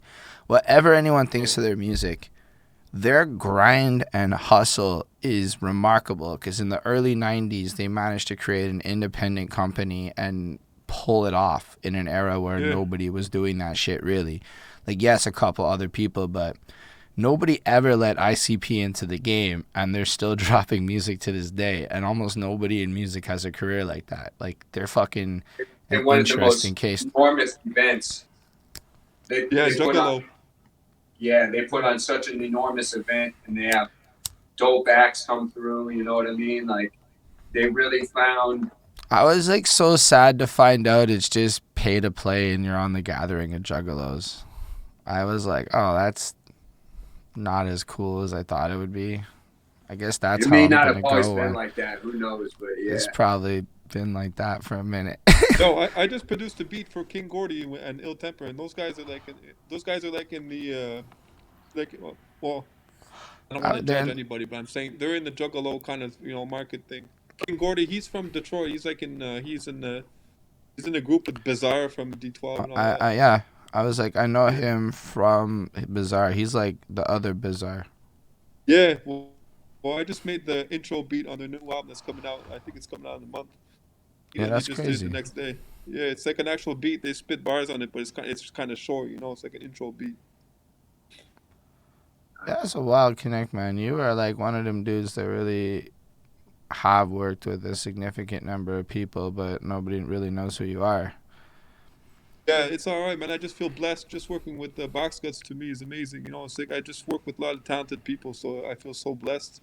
There's like a million reasons not to make music. Like there's a billion reasons not to make music. So I feel blessed. I can get these projects, and even people with like Boxguts. Like, he's real regular. Like me, deep down, I would have wanted to be like Boxguts and just be really regular with the releases, but like I chose to work with a lot of wrong people who just kept my music in computers and shit, and that never came out.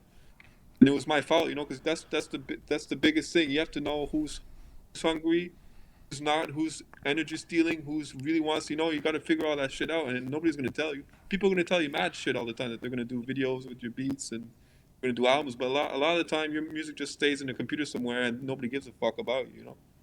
But I think all those things are like shit. You're meant to learn these things to build your armor iller, so that because you have way bigger fish to fry in your future, and this stuff is just teaching you little by little how to deal with that. Like, there was at one point. It's just point. Shitty, though. It's like energy, Sometimes it's all about energy.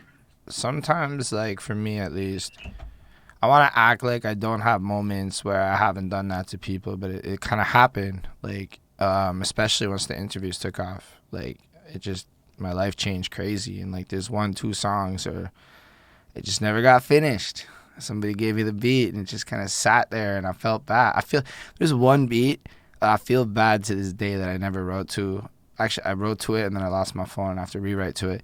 But like, it just never came out. Or there's like one project that's just taken me like 2 years literally to do this project, which to me is insane when I think about like my past efficacy with like releasing music. And I'm not trying to defend anybody's intentions. And I think that the main thing people need to do is establish like proper communication flows with regards to like timelines and expectations. But I have definitely overpromised and underdelivered a few times in this, and I try to do it less, but you get excited, you hear some shit. Like currently I have like 4 fucking songs I gotta write in the next like month, because I realized it's getting closer to when I said I would have everything done for.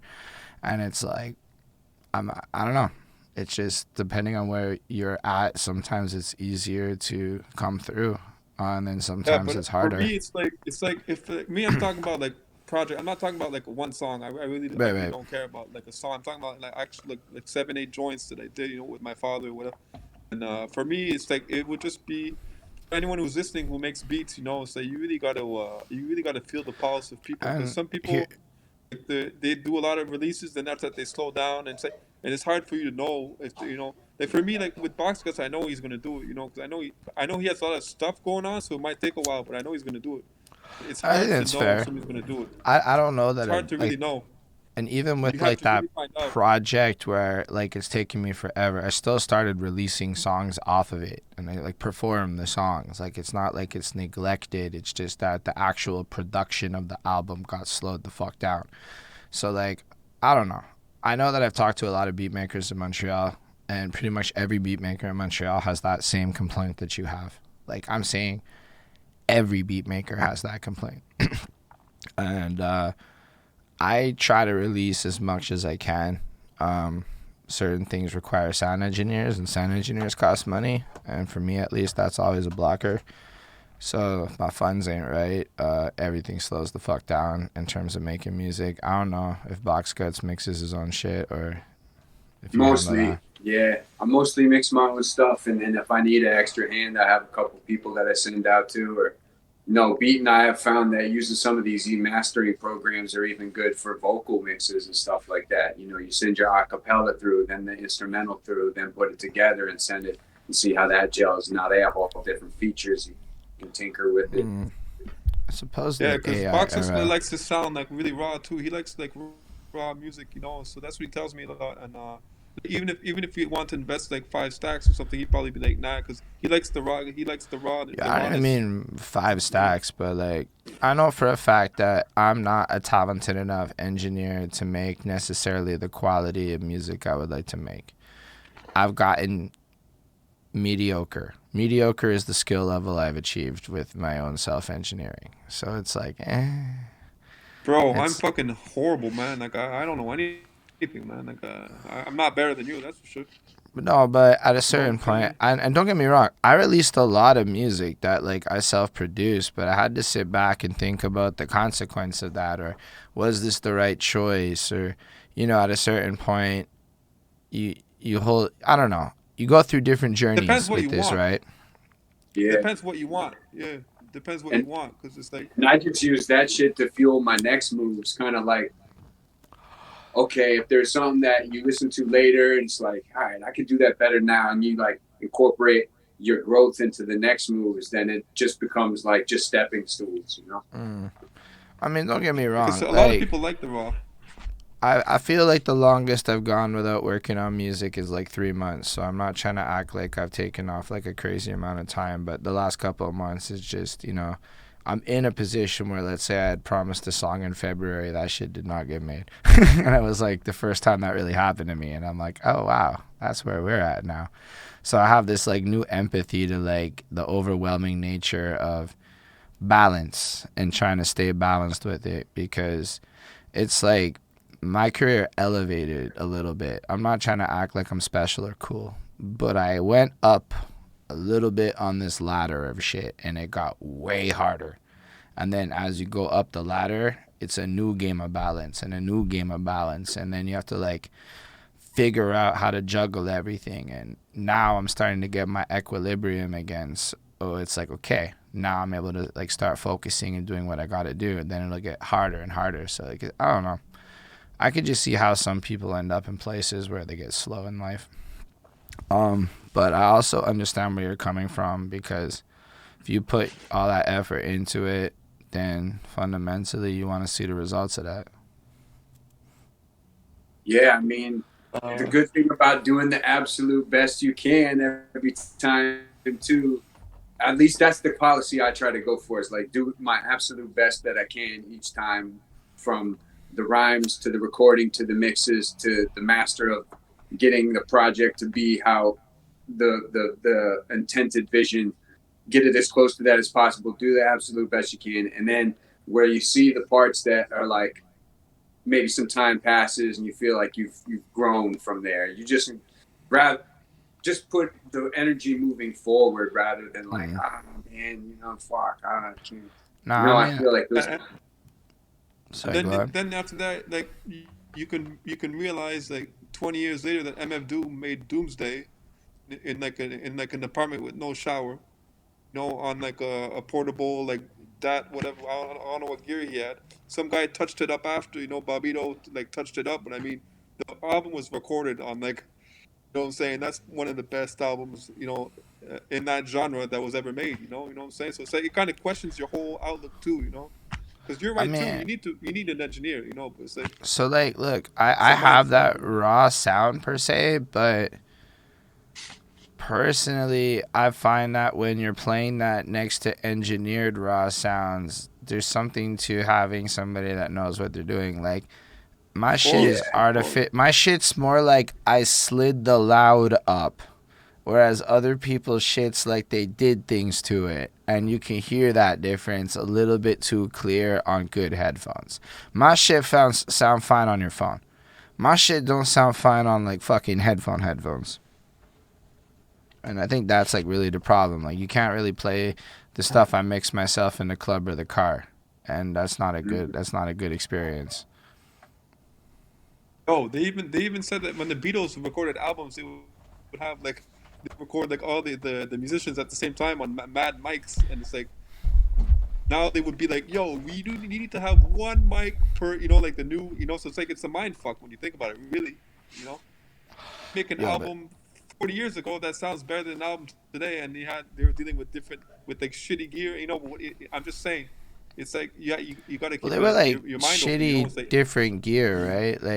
Like they weren't using like my gear is magically good for the environment. It's not like the gear that they had was shit. It was just bigger and clunkier and like really expensive, but it was really good gear. Like yeah. they Look at Madlib. He said he didn't want any engineers to touch his music anymore. Madlib is his music is mad like mad raw, you know. But it's but so dope though. When you listen he to a knows how Madlib to beat, you know. like do his own mixing to a degree, Yeah, right? Like, I'm just saying, I'm not like an yeah. engineer like that. I learned a Me lot neither. over COVID, just based on like, look, like I did a bit of voiceover shit, so I learned like one tool about how to kind of sort of bullshit EQ. So I know how to kind of sort of clean up the EQ a little bit. And I have like a reverb preset, and I have like a compressor preset, and I never even change these settings. They just stay the same, and I never change them. And Shit. I just Sometimes have that's the way to I rock. have the EQ that I adjust slightly, and then sometimes I add a delay, and sometimes I don't add a delay. But I don't really know how to configure the delay, so I just add the delay, and then I take it off if I don't like what it sounds like. Bro, it's like, to learn how to go through all that engineering for me sounds miserable, to be honest with you. But me and Box, we don't like we don't pretend to be engineers, nothing like that. We just do it. We just get it done. We listen to it in the car. Listen to it like we ask people to like hear it and say tell us what they think about it. But our vision is just to keep it raw. We don't want something that's too clean and too perfect too, you know. So Mm. that's everyone's different. Everyone wants a different sound, you know. So it's Some of like my I like shit gotta Dorito be chips clean. and I got yeah. some So EDM joints where like they kind of gotta sound a little yeah. clean.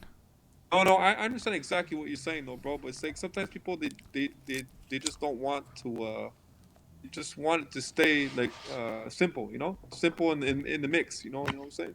But it does but everything you're saying too makes a lot of sense. Like when you have the engineer that knows how to work with the raw. Like for instance, even Hobbs doesn't consider himself an engineer, but I was able to take my mixes vocally as far as I could, and then when I would give them to him, you can tell on Royal Water the difference of the cleanliness of the vocals, but it still preserves the rawness of my voice. So it's like there's just people Yeah, who know how to pull out Yeah. certain things like you're trying to to have make like, it. to me, like a raw aesthetic, but actually cleaning up the vocals so that you can hear what I'm saying better.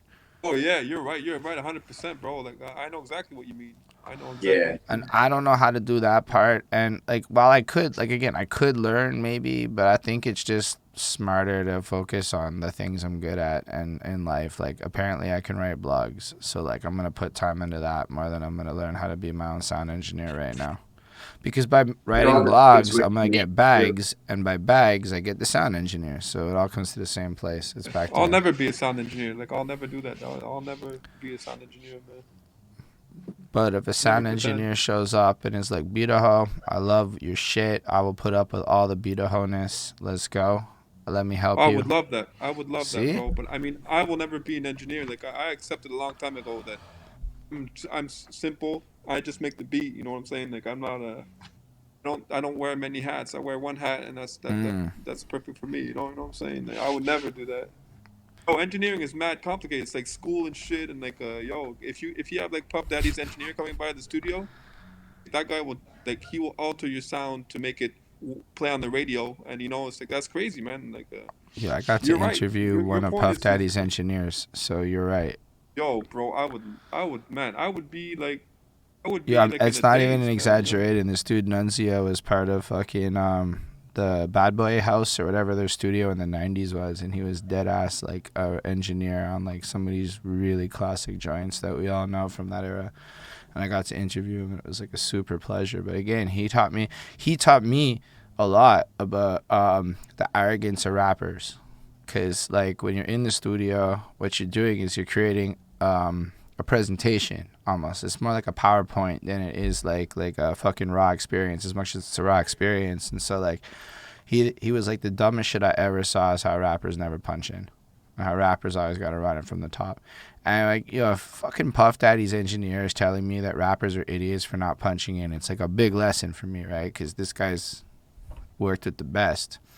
And it just got in my head about how like as like artists sometimes we look at that kind of side of it really different, but professionally it's about creating the best product possible. I don't know. You Absolutely. mentioned Puff Daddy's engineer and all that popped into my head. Yeah, But I feel like I'm gonna stop talking about box cuts, but I feel like some people like box cuts or like me, like we like to do like stuff like different. No, I want to say different, but it's like sometimes it's like you're supposed to do this and do it this way, and it makes sense and it's smart to do like that. But sometimes you come across people like me or like box cuts who are just doing something exact like the whole different way, and we're just having fun with it and doing it. So it's like because there's no, no there's no there's no like there's no like rules to the game. You can do whatever you want. It's like using everything we know. You know what I mean? Yeah, It's like that's it. And hey, that's maybe in a year or two, some guy's gonna offer me, Doug. He's gonna say, "Hey, I want to engineer your project." And maybe we'll say yes. Who knows? I mean, I'm just saying. It's like now in the moment. Now it's like we both have families. We both have responsibilities. So we're doing our best, but we got other shit that needs to be done. Like every second of the day. So it's like we're mad. You're busy too. We're all busy. So it's like trying to just you figure know. out how to make our shit pop off. Yeah, because what me and Boxguts do is that we just learn how to like canalize the energy. Because once you know how to use the energy, then after that you can do things with it. So it's like me and him have just been on the quest to really know how to like do like to do music in our own way, but like be effective. Like let's say some guy would reach to me and be like, I want an album. Like I could probably do an EP. Let's say 4 or 5 joints. I'd probably be able to make it in a week. Because over the years I've learned how to do these things. Mm. Box Guts as well. He can do a song, tonight. If the energy's right. So it's like that's what we're doing. Is like we're really just learning the skill so that we can just pull it off, fast and easy and do some dope shit. That's the way and I feel about everything it. facilitated too.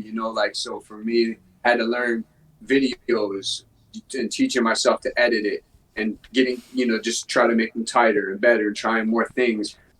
I accept that they're not perfect; they're a work in progress. But I'm also using them, Mm. doing them on the fly, and like let's get these things out. Let's teach Yeah, ourselves I'm how all to about do that these shit. things, so we don't have to rely on so many people and their timelines.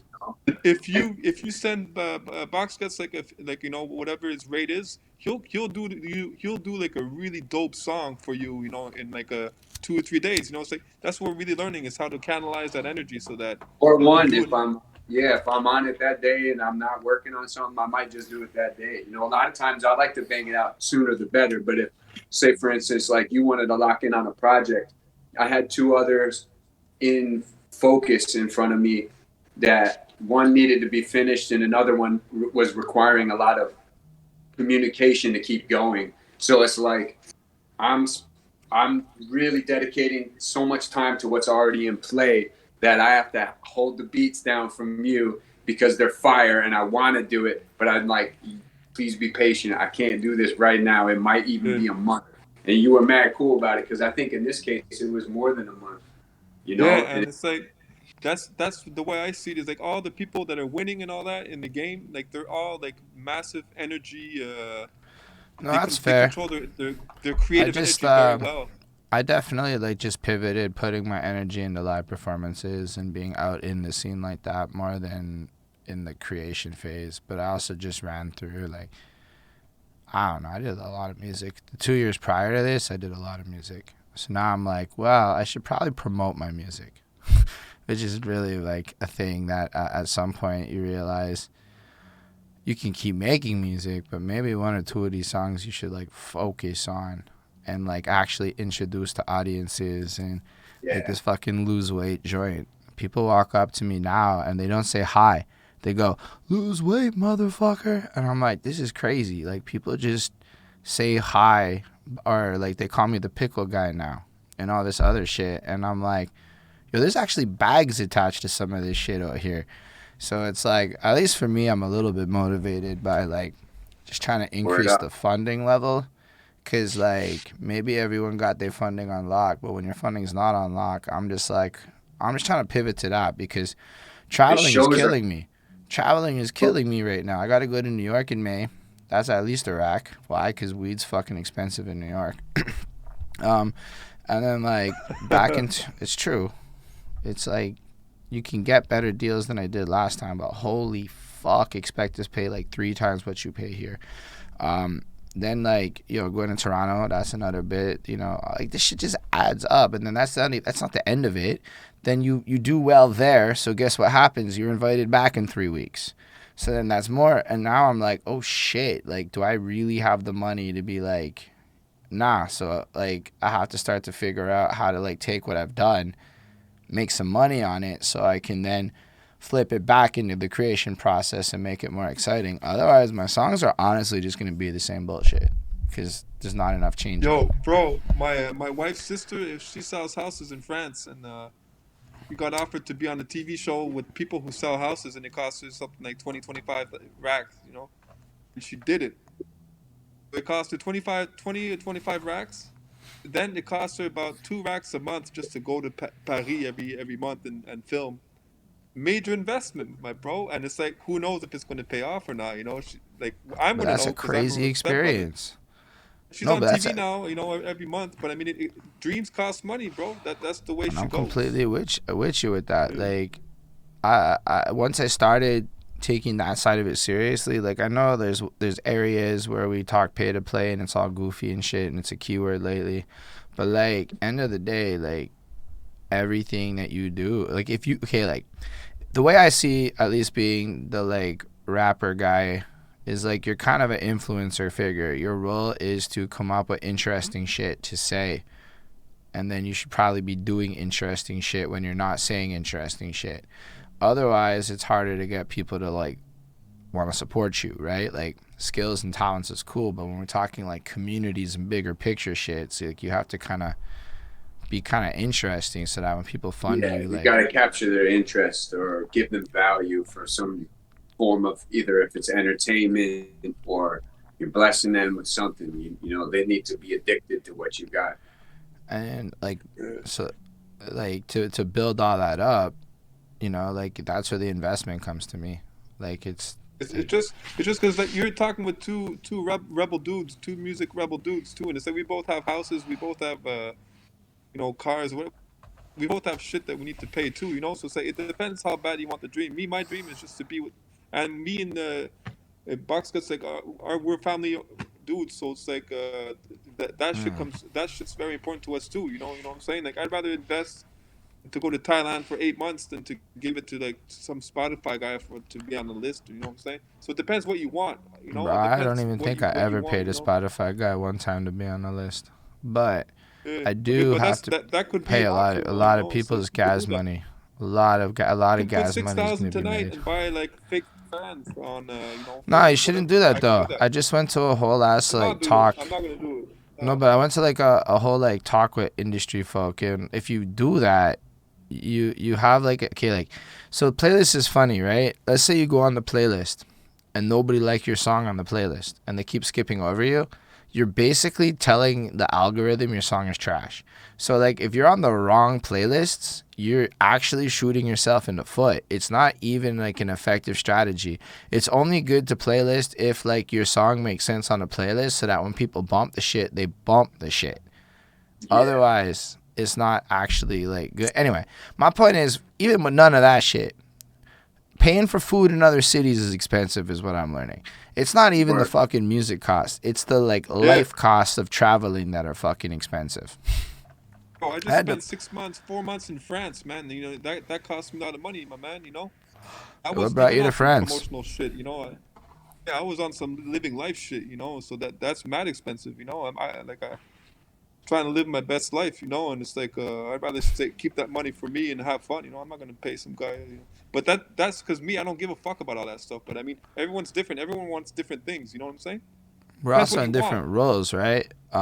So like, as a beat maker, like, look, I know I could sell verses and shit, but like, you're gonna be able to spread a lot more music, I think, in a different way than I can.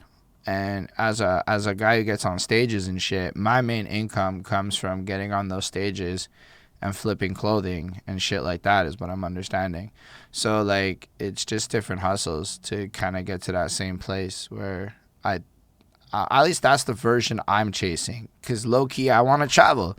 Like, I enjoy it. I love, yo, the other Sunday when we went to Vermont, that was crazy fun for me. It was like I woke up, got in a car, next thing you know, in Vermont, passing the shittiest, smallest border I've ever seen in my life, discovering that Vermont's premium weed is expensive, and then came back home and shit. But that's a whole adventure. That shit's cool to me. All we got to do is attach a bag to that, and it's a fucking great day. And that's basically where I'm trying to get to. So, you know, by writing a blog, by doing this, now at least if you bring me there, you get a little press. You get a little something, a 1-2 that like adds to the value. And wherever I go, I can just get on a stage and freestyle or whatever. So like, to me, that's the quest. And that's the grind. And so it's like, once that's in place, okay, cool, I can go back to focusing on making music. But real talk, I don't think enough rappers focus on how to make money in the game, period. So we all make all the music, and then what? Yeah, but it's hard to know what people are making, because look at people like Boxguts. He makes revenues, like he makes actual revenues with music, okay, and with art. So it's hard to know how much people make. But it's like, me, I don't make anything, man. I don't give a fuck. I have other sources of money, so I'm all right, you know. I don't give a fuck about all that shit. But some people do care, and some people do chase it, you know. Me, I just love music, so I some people just need those sources of revenue, right? And then there's people like boxers who make serious revenues and who actually like makes money from music, you know. So I stewed all that shit, man. Like I really. So Boxguts, how would you go about making money in music as like an advice point? So like, to the people out there that want to make money, like, what's the best way to approach this shit? I think what you're doing is definitely, man. It's like the more ways you can make yourself valuable. So say if you got a spot to record, you can charge for studio time. If you can get on shows where you get paid. If you... Do you have a lot of shows that pay you in Vermont? This is my first one coming up, and I don't believe it's a paid thing. And I'm okay with that. You know what I mean? I'm doing my first one amongst some people that I just met, and I feel like I want to rock. I didn't even ask for dough. And usually the times when I have is when I'm traveling somewhere. But even like crossing the border, sometimes me coming up to Montreal, I just want to come up. You know what I mean? But sometimes, yeah, especially now, I've really got to consider how much I'm putting out versus how much I'm going to get back with merch. But that's really a great way. For me, I do the art myself, so I'm not outsourcing and having to pay for an artist. But if you've got a homie that does art or something like that, maybe you could trade something. No, my homie Drew is my pickle guy. Like, I got a pickle drawer guy. Exactly. So it's like, I definitely recommend learning multiple skills within what you love. Like if you can learn to edit videos and shit like that. So you just have other things that you can provide as services. That really helps. And man, grind your ass off, see what it is that people are gravitating towards that you do, And you have So your if you publishing too. You have publishing too, right? Like you get the publishing checks here and there, and do that he as has well, Oh he has yeah, a yeah. lot of yeah, he has a lot of songs. His discography is very long, so it's like what he basically does is all his songs he puts them on they're published, right? So it's like Word.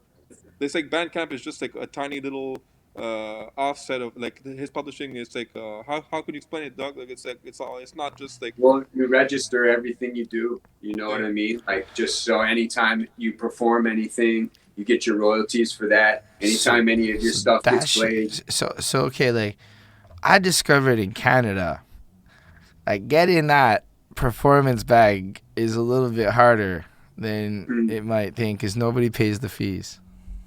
mm, So I don't know how it works in the States, so I can't really speak to that. But in Canada, we got SoCan, right? So like whatever yep. show you're going to, I pinky swear promise you, Googling that venue, ain't nobody paid the fees on that SoCan. That show's not getting registered on no fucking index, and nobody's getting that performance bag off of it. And it's only like a certain tier. Like I think this festival I got booked for will actually show up, and I'll get that performance bag for once. But like, so that's crazy. Like in the States though, is it like every time you perform, it just is like that no matter where? I believe you would have to register it yourself. The show. So like I just did a show in Vermont that was really small scale and etc. Like is there rules about how to do that show? That's a damn good question, It especially if was you're it was a soaking. free event though, so I don't know like how. No, I think I'm with BMI as my like American Oh, okay. representative. Yeah, I think with BMI you can enter all that stuff yourself. That's super yeah nifty. because I'm Box he's like what's your publishing again? I remember you told me what it was. I'm with BMI as well. Yeah, and he has like a lot of songs. Like his So like here's how the many thing. songs do you have? Are you like at like 200 songs or something? Maybe even more. Oh man, I definitely got more than that. So I don't know that's if that. So let's that's see if crazy, man. someone had hit me up recently, and it might have been before Royal Water Drop, and told me I had 54 projects out, and I'm thinking so 8 times 24. That's Hot Ref Boy series. That's what. That's over like 170 joints right there, right? And then multiple albums that are over 10 songs long, and then EPs in there. I really don't know how many songs I've done, man. I don't, but So I know that I did about 200 songs. I signed up for all the fucking publishing shit, and I got a fat ass nobody used your shit in anything. And I was like, ouch. Yeah, that's pretty much what happened to me too. So that's why I'm saying Uh, like, that's why personally I'm on this different grind. It's like big respect that you got picked up for sinking shit. You are that doing was something I'm doing wrong, and you're doing it right is how I look at that shit. But I haven't figured out how to get more love, so, except to like leave Montreal and go do things outside of Montreal. But you also traveled a lot too. So even in your story, right? Like you lived in 7 major cities, or maybe 7 cities, we'll say, including fucking Brooklyn. So it's like, I don't know. I think there's something to moving around and shit. So it's like I'm just trying to catch up on that front. Like, how do I not know people in Toronto? It's like fucking 5.5 hours away and shit, and I don't know people there. That's a big mistake for me. So it's like by rectifying that, building up clout. Plus, every time I leave Montreal, motherfuckers here start paying more attention to everything I do, even if it's for like 3 days. I get like a good 2 or 3 days of people caring more. So it's oh, just not. Boxguts sells art as well. Like he does like he like manufactures his art too. So it's like he got the two revenues, you know, like Yo, I the see the music art and the money's. art. Does the art pay Yeah, better than the so music? the art can pay like bigger chunks at times. You know what I mean? So it's I'm trying to merge the two. So you know what I mean? I incorporate as much as the art into the music. But say if a painting sells that's more than $6,000 or something, that's definitely gonna probably make more than say an album drop within like, you know, there's just bigger chunks come in with So it's larger like pieces of bigger art, but larger less project. frequent. Oh, Box, tell them about your art that made it on the comedy. What channel was your art again? It was on what show? Oh, does that Cartoon Network? Is that what you're talking about? Yes. Yeah. I Yeah, had done. his artwork is on the cartoon. Was on the show on the Cartoon Network. That's just Well, one place. it was for shorts, so there was like little commercial breaks where they play maybe like a little beat from like like a Dilla beat or something like that, and then flash like Scooby Doo on at 7 p.m. or something like that. And I would do paintings of I think maybe 12 to 15 of their characters, and I was allowed to kind of just rock them in my style, but couldn't like disfigure them or make them too weird. That like it could get weird, but like they couldn't be like too fucked up. So I did like a grip of those images. I think they were in the Cartoon Network offices, the actual paintings, when I went maybe like 5, maybe even 10 years ago. But yeah, man, that was a dope project. That was a lot of fun. Yo, that's wild. Yo, I gotta say, Beatahoe being the ultimate hype man for you. He'd be like, nah, Pete, these man, are all the look, things yeah. that Boxguts because is I not just talking know these about that things. you should be talking about. Because he's right. Pretty much everything he's asked you on is some shit you probably should have brought up. Well, it's because Boxguts is like me. He has a young child, so it's like he's putting in those hours. So it's like just being here and talking is like it's just like a lot of energy because he's probably like like with his son, doing mad shit or whatever. Like when you have kids, everything changes, man. It's like everything is just different now. You know what I'm saying? So it's like sometimes you forget mad shit. Sometimes you're on it. Sometimes I'm just reminding because I saw the work. I saw the work that he did. So it's easy for me to say. Yeah. It's a good look, bro. I appreciate that. Hell yeah. That's major moves too. It's like No, it is. people Like, that's underestimate the art game, but I mean, if you like get meals in the art game, that's huge, man. Like, that's like a big potential too. He's always doing the covers for his music, so it's like it helps to like get so people can see. Well, then it also helps you sell the merch to your own shit, right? Because like that ass most and people my don't want connection bad to merch. it, I'm able to talk about it in such a way, and then they see it through my music. They see that I'm painting the way that I rhyme. You know what I mean? So it connects it all, and they're like, I think this is what I am meant to do. You know what I mean? I feel it as I am able to present both at once, that it's like, here, that this is as much as of me as I can give visually and audio.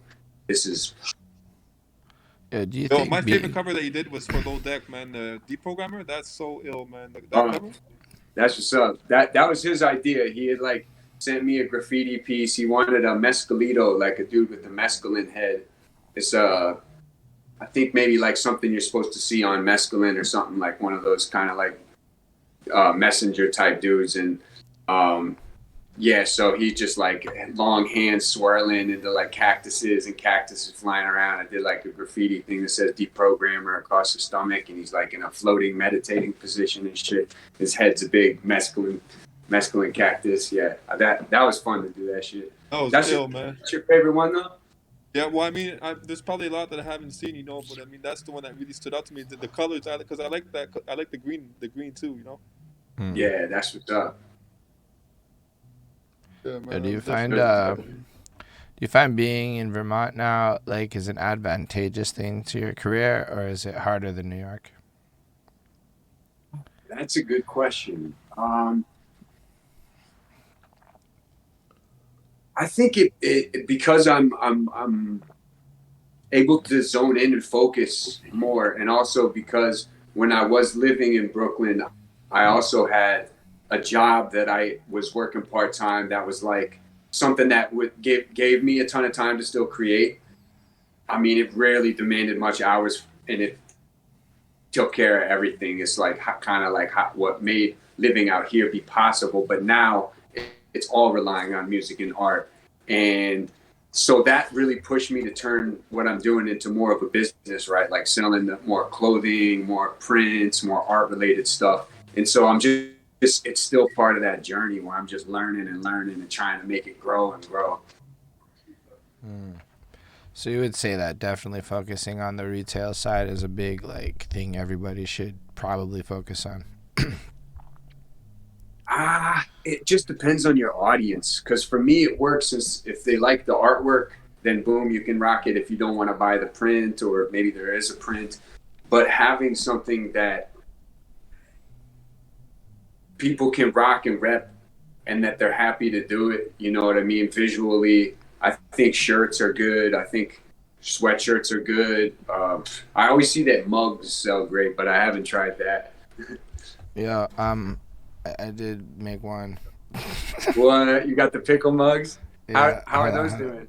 I don't know how to price them right, because reality is with this shit, the site I'm using, so it's pretty dope in the States because you got a lot of shit set up in the States, but because it's Canada, it's like this mug costs $4 to make and like 10 to ship or some shit. So like it's almost $20 Canadian for them. So I have to like sell it at like 25 to like even make something, in my opinion, or there's no fucking point.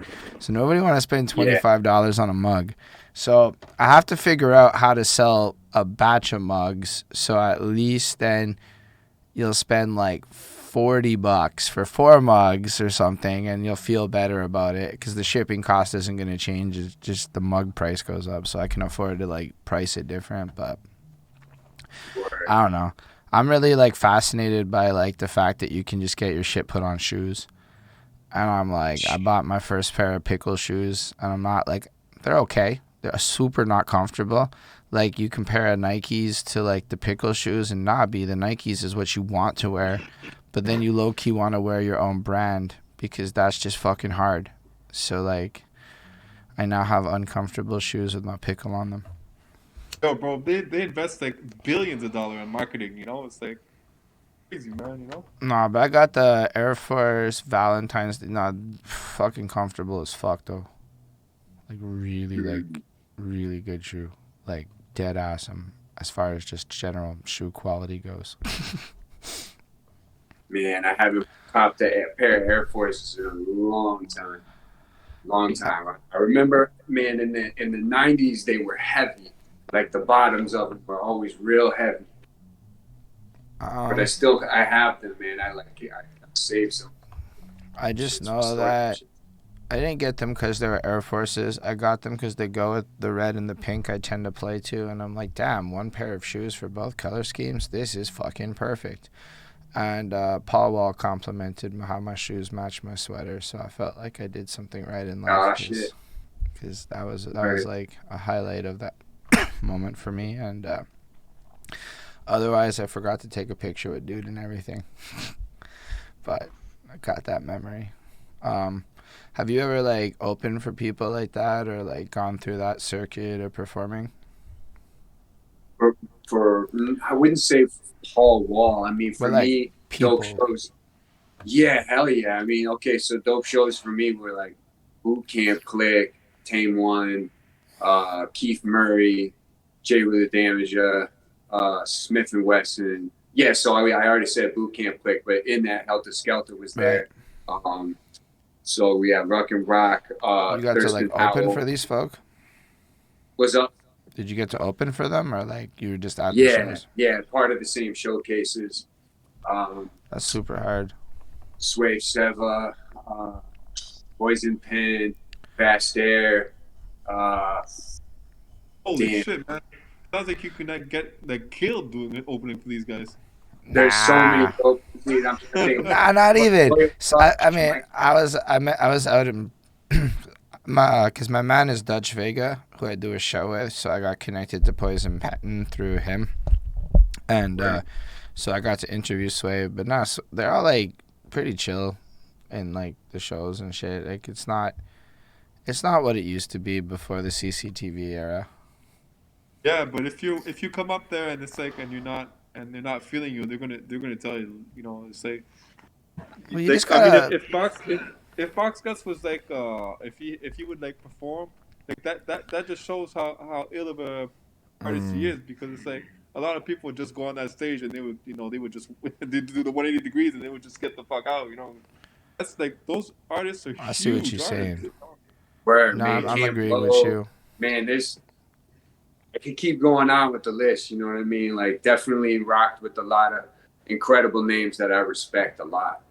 Is always dope experiences. Those helped. You know, they're like confidence builders too. Because when you rock in showcases with those guys, and you do your thing, and you're getting dapped up, it's just like, yeah. I mean, that feeling can't It's validation. be. Yeah, I mean, I see what definitely you're at saying. an early stage of progression as well. I got to experience a lot of those dope shows in Brooklyn or in New York City in general, but also when I would go on the West Coast for tour, artists like 2Max, getting on shows with 2Max, nasty. Never had seen him live before, seen him live the first time. It was like, that's fucking sick. Yeah, See, man.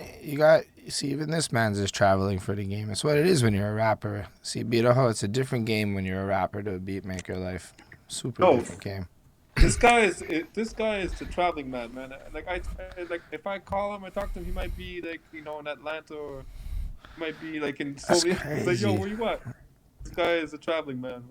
No, I respect that hustle. Like I spent too much of my career in Montreal until I learned how important it was to leave Montreal. And that's crazy. So you lived in Brooklyn and opened for people, but Brooklyn's cool.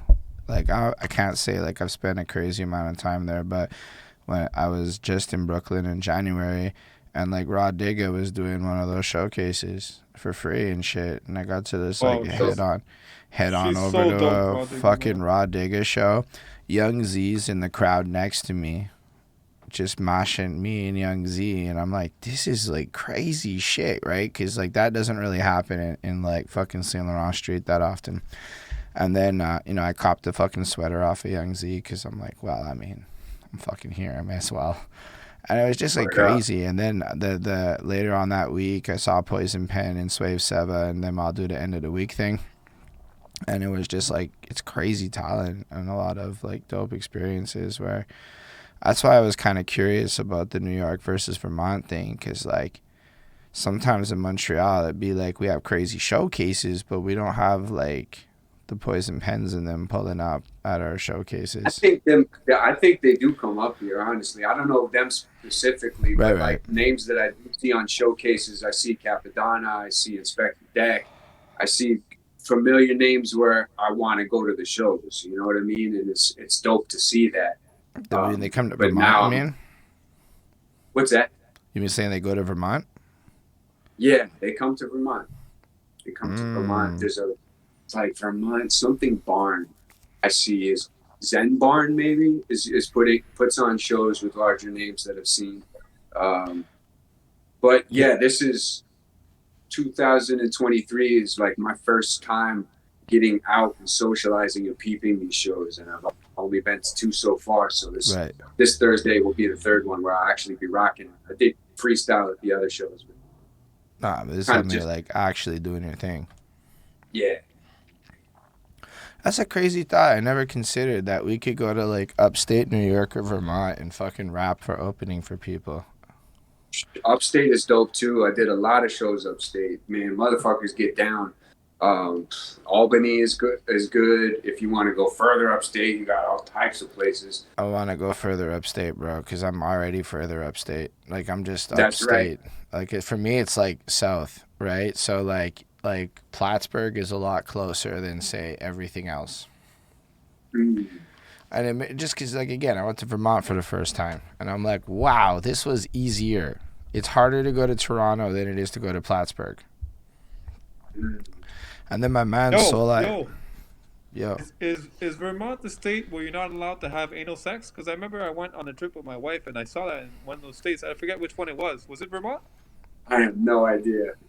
I will Google it was that. One of those states it's worth that it was clearly written that you're not allowed to have a like sodomy or whatever. Like it was clearly written where, like on a street. It was right when I was around Vermont. You are correct. You are not allowed to have anal sex in Vermont, and if you get caught, you can prosecute. Yeah, it is Vermont. There you go. Really? I remember I was in Vermont and I just looked at a sign somewhere and it said that, and I thought it was a joke, and I told my wife that. I was like, they must be kidding. And we Googled it, and it was the truth that you can actually get like go to jail for sodomy. Yeah, Sodomy. sodomy. It is a fact that anal sex in Vermont is a punishable crime should someone choose to punish you for it. Like, imagine that's how you get back at the ops. Like, you call up the lawyer and be like, broski, I'll give you $5K. Man's be fucking his wife in the ass. Done, says. Could it I'm be good. that simple? Could it be that You know, it's a strange country. It's Man, a that strange is- world. I mean, I'm sure you'd have to find a lawyer that would do it, and that might be the hard part. But any prosecutor can take on the anal sex claim, according to that one article I looked at right fast. In Vermont. In Right? Vermont. So, if you go to Albany, don't fuck nobody in the ass. Go to Plattsburgh and fuck people in the ass. Oh, no, Albany's in New York. I'm at Burlington. I wonder if it's like consensual. If you can still get caught up if it's consensual. You know, that's what I. Or, like, I wonder if there's, like, a trap where, like, you do that shit and then the girl turns on you. Like, I don't And then know. she can ask you for money, right? Then she can ask you for the 5 stacks. That's crazy. But yeah, my man Soleil got booked in this small town in upstate New York to do a hip-hop class. Because, like, for them, it's a Montreal rapper coming to upstate New York, and, like, nobody from New York City or whatever is going that far upstate for that shit. So, like, I was like, damn, there's, like, this whole other world out there. So, like, I'm, like, low-key glad, like, you're here from Vermont and shit, being like, hey, there's this whole other side of shit popping off. Like, Capadonna comes up here. And I'm like, damn, Burlington's, like, not far. Like, realistically, you could go there in a weekend from Montreal, and, like, I guess you're about to basically do the other version of that and come up here. Word. And when are you coming up here? You said 2 weeks? Yeah, the show's on the Friday the 24th. Fair. Friday the 24th at 180G Cafe. And how did you get set up with that? The dude Mero,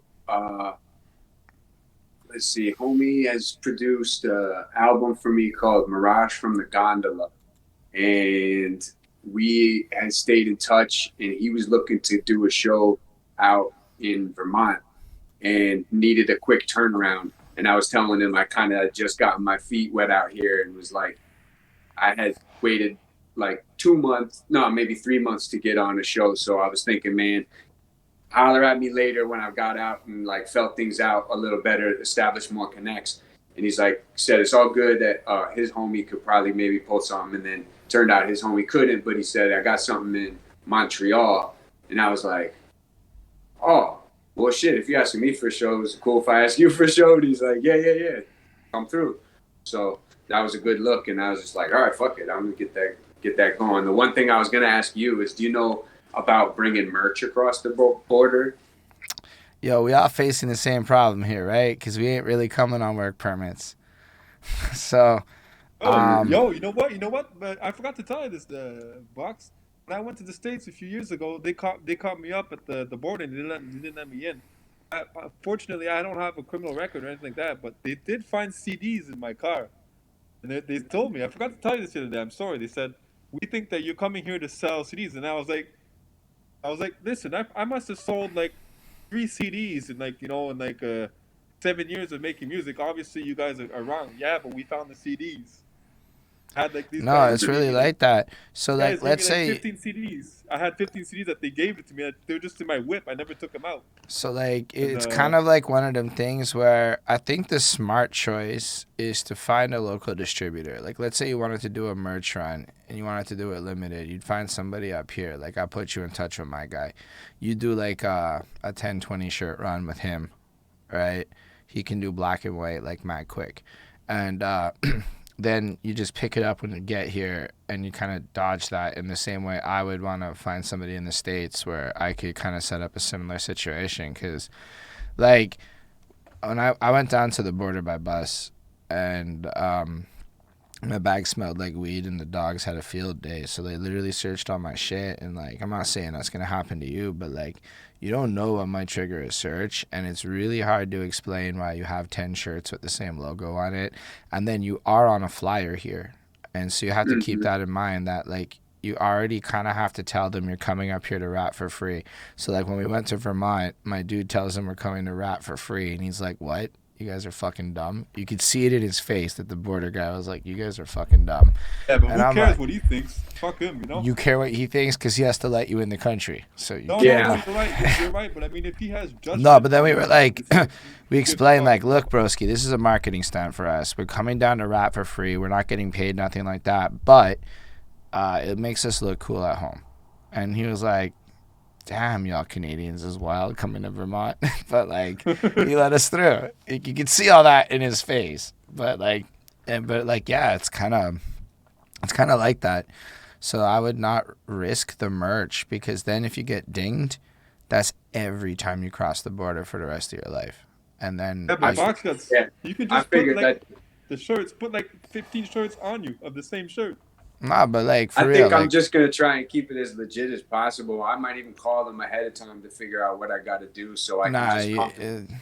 trust your real best bet is to find a distributor up here and just kind of have a person up here run that side for you, because like you don't want to deal with work visas and taxes and all of that shit, right? Like nobody want to deal with that. I think taxes is more the one, yeah, because if to my understanding, you don't need work visas to just come over for a performance, but there might be something tax related. So I'm just that's saying like it makes it harder to get across the border.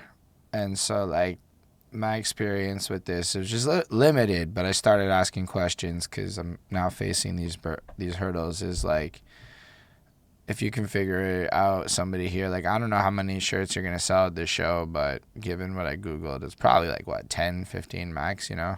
And then you find somebody here who stashes your merch, and then the next time you're back up here, you grab it, and then you just kind of work that out, and then you have somebody who, like, you know, it's like let's say you're like, broski, keep a box of merch over here, and I can keep a box of my merch at your crib. Like, you know, it's these kinds of situations that help us all, like, Yeah, that's do smart. That could work.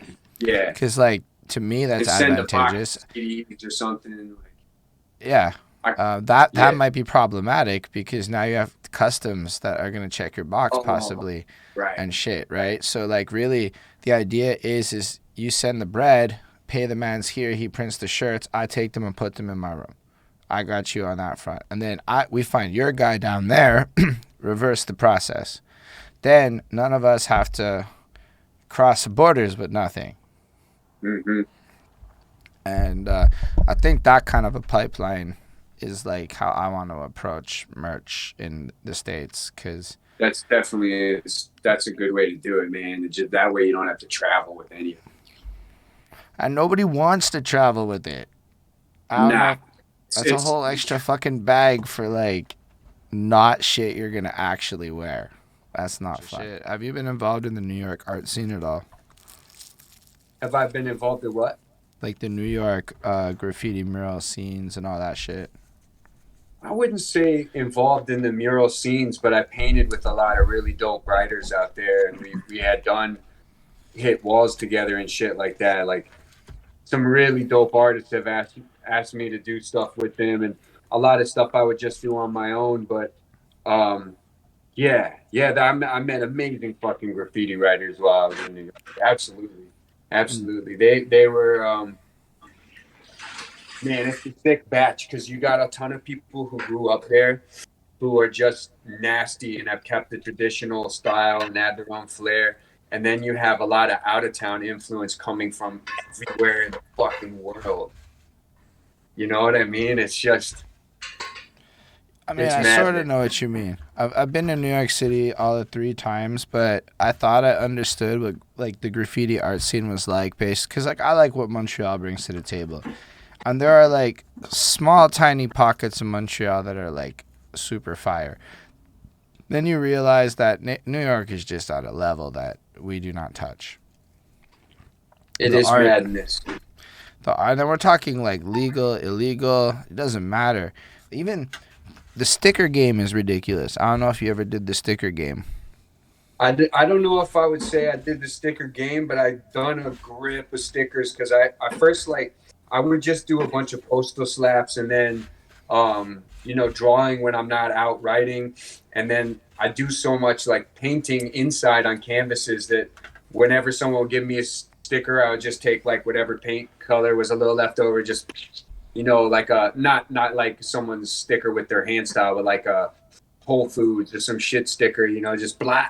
And then I come back with Marco over that. Or I had a friend who has a vinyl die cutter, and so he would make ill vinyl die cuts of vectors of my tags and shit like that, because I would do logos for his crew. But yeah, man, I Hold fuck on, with you stickers all like day.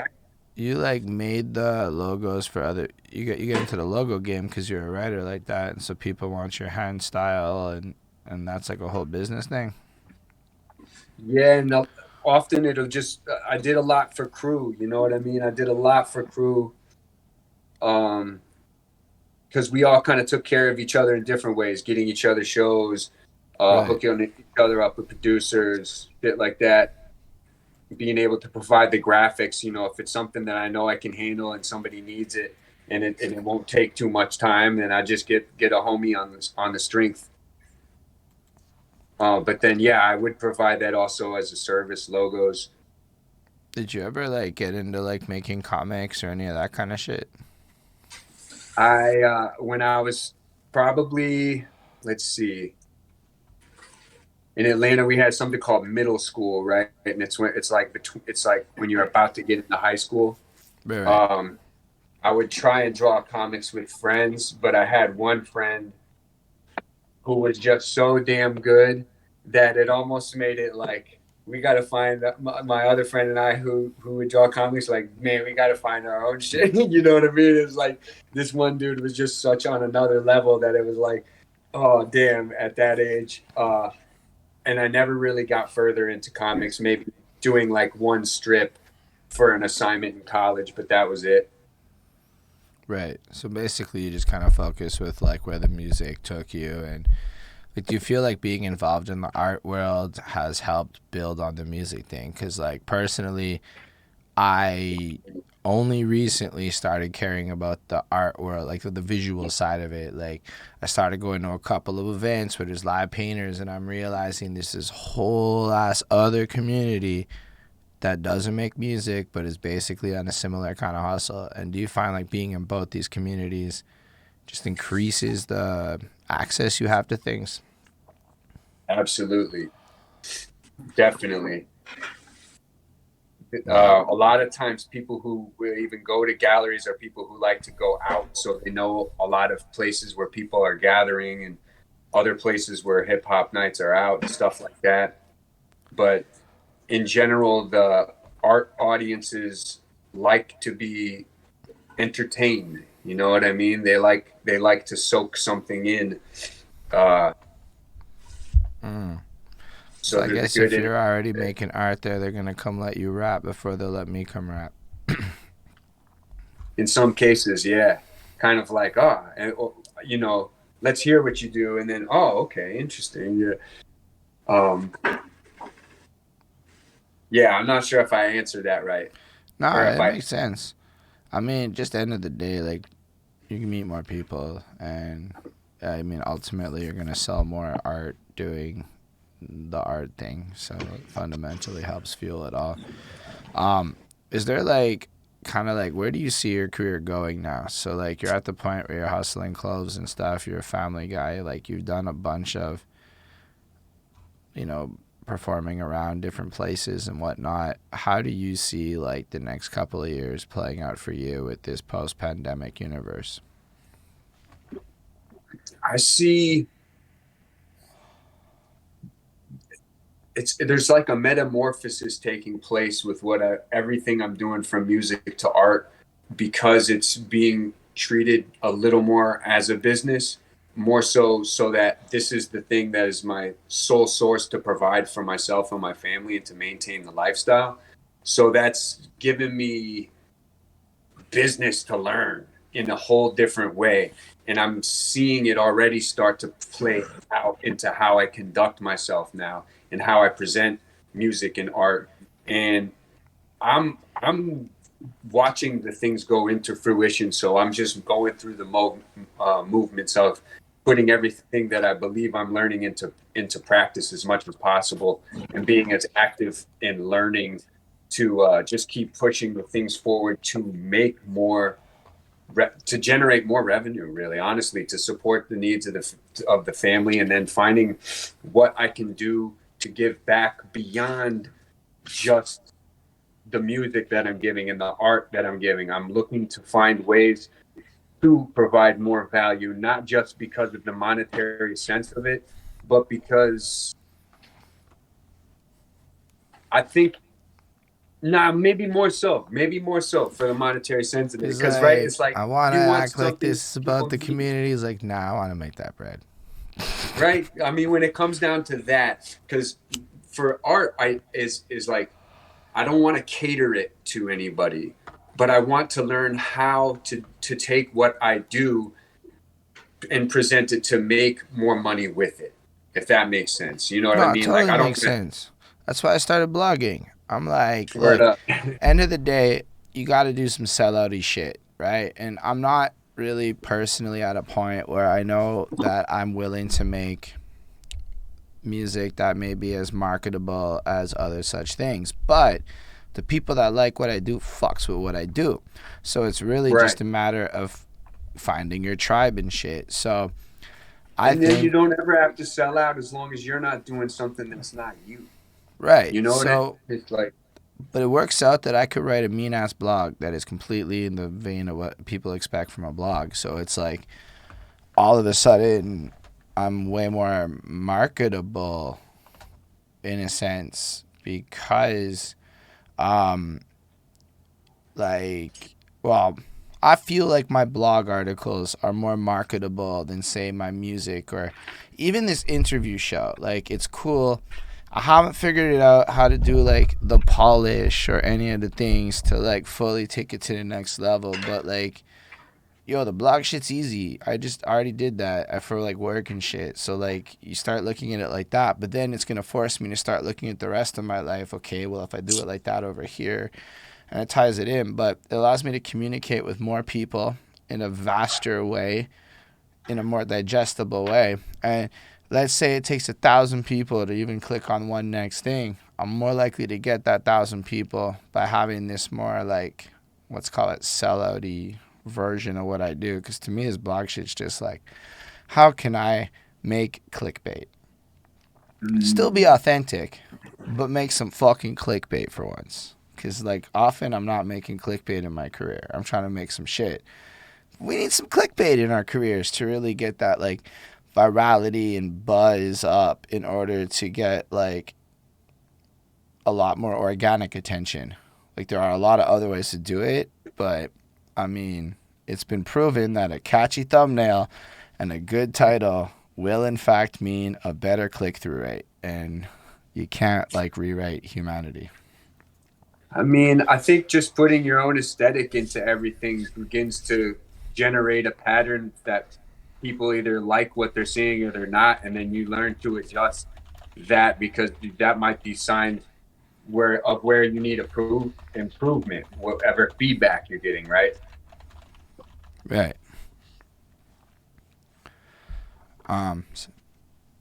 Yeah, I mean, it's just like, but like you were just saying before, like you kind of have to get like more vast with like reaching people, and it just kind of made me realize that that's kind of like where the blogging is for me. And like, I guess to bring it somewhere, have you ever like considered the TikToks?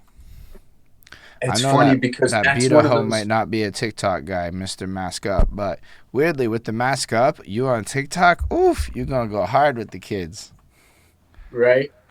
I don't even know BEATAHOE. how to. I don't even know how to like use TikTok. You know. You I you don't just you just Yeah. need to find yourself a 20-year-old, and you are good.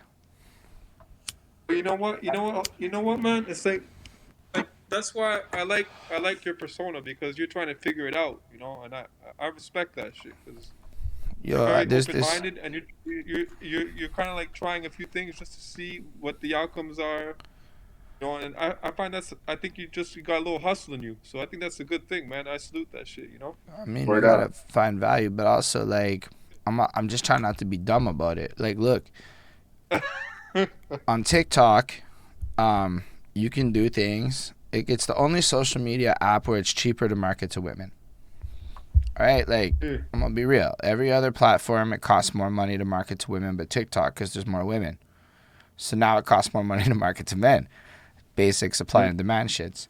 So like, you start putting your little videos on. So I have like 30 fucking concert performances. You know, if I slice them up and it's just constantly me jumping around, like, yeah, it's boring. I don't think any of that's interesting. But like, I pop off a bunch of them videos, I'll get booked more because it looks hard. And like, like, take the shit. So Beatahoe goes on with his mask and he goes boop, boop, boop, boop, boop, boop, boop, boop, whatever. And then I make my little stitch, freestyle, my little freestyle. You know, like, it's almost like interacting in this like content community shit that the kids is really into. But what's really important is the kids is really into it. And that's interesting to me. Yeah. Let me explain this for the people who are going to watch this. I used to go to the gym a lot, okay, for maybe like 4 or 5 years straight, you know, like every day almost, you know. And I would do the same fucking thing every day. And then my wife came in with me one day. She's like, "Yo, you're doing this all fucking wrong, guy. Like, the workout you're doing is just, you're not doing anything right, and it's just not. It's not. I know you're saying that for music, and what you're saying makes sense. Don't be dumb about it. You got to figure shit out, you know. It depends what you want. It depends what you want. Like, you know, for me, I just wanted to go to the gym because I wanted my heart to work better and my lungs to, you know. I didn't go because I wanted to be a fucking buff guy in the gym, you know what I'm saying? I don't want to be a star, you know, but it depends what you want. You know, if you want to make revenue, you want to have music, you know, it's all in the you know, the way you perceive what you want, you know. I think you're chasing that big bag, my man. So I'm not even chasing the big bag.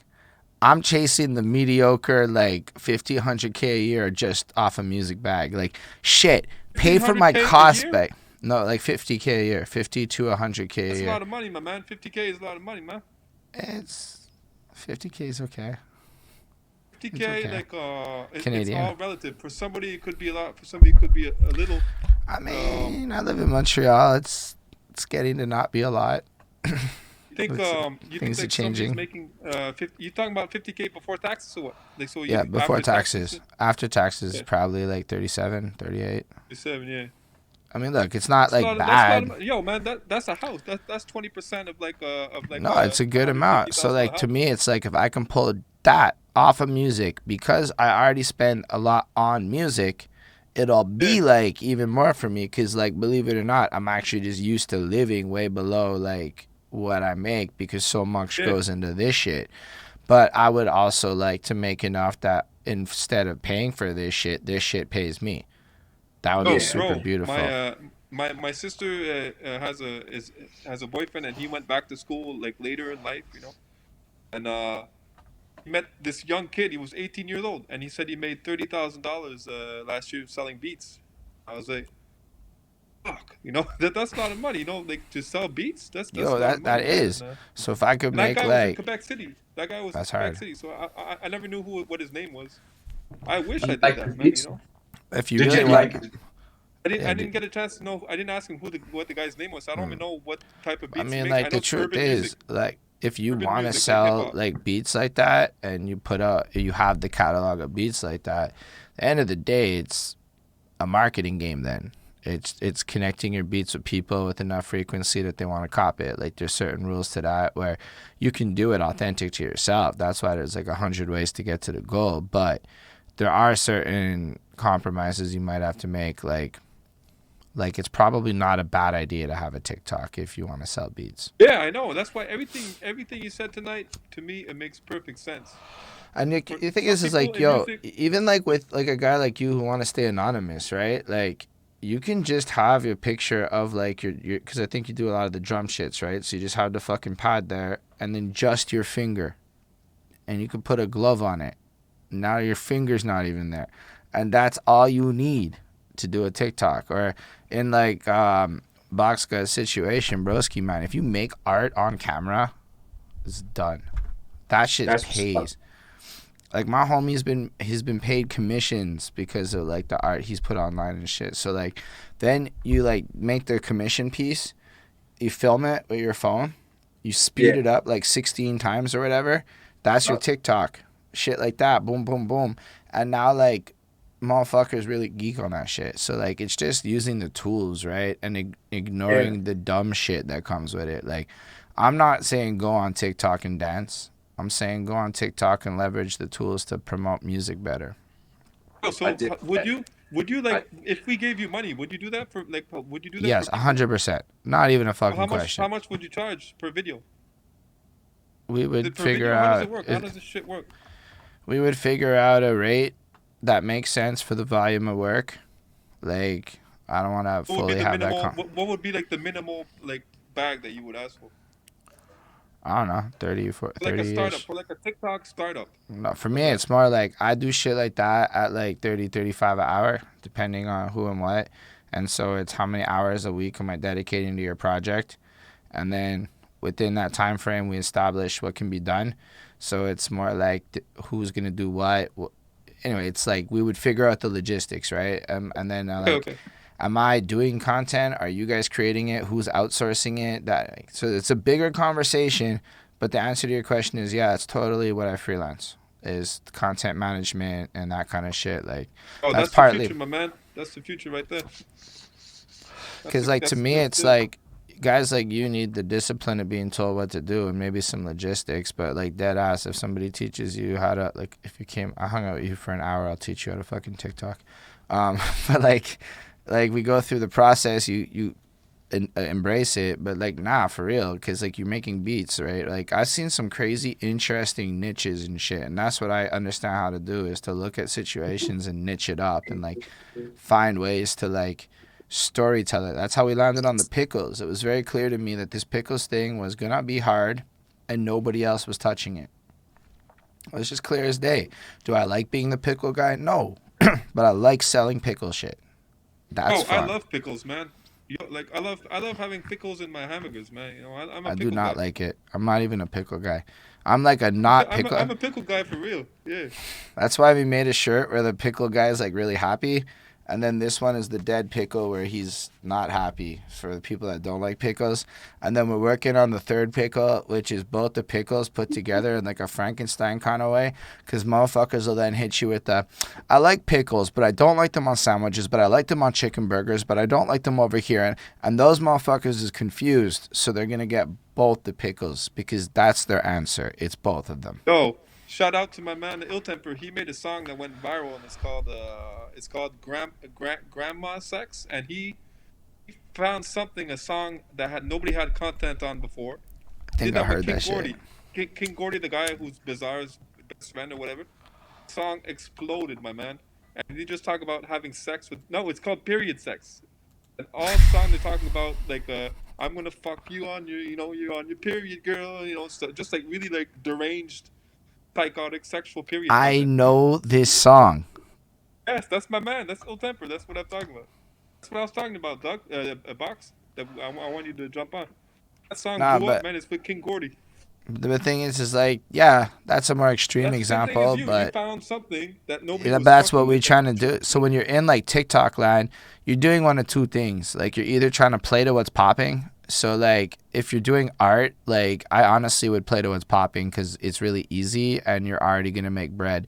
If you're not playing to what's popping, then you get really creative. But end of the day, like if you're filming all the content and we work it out, it's not it like I know how to like make sure it goes out on time. Like that would be like basically what my value would be in that kind of a situation.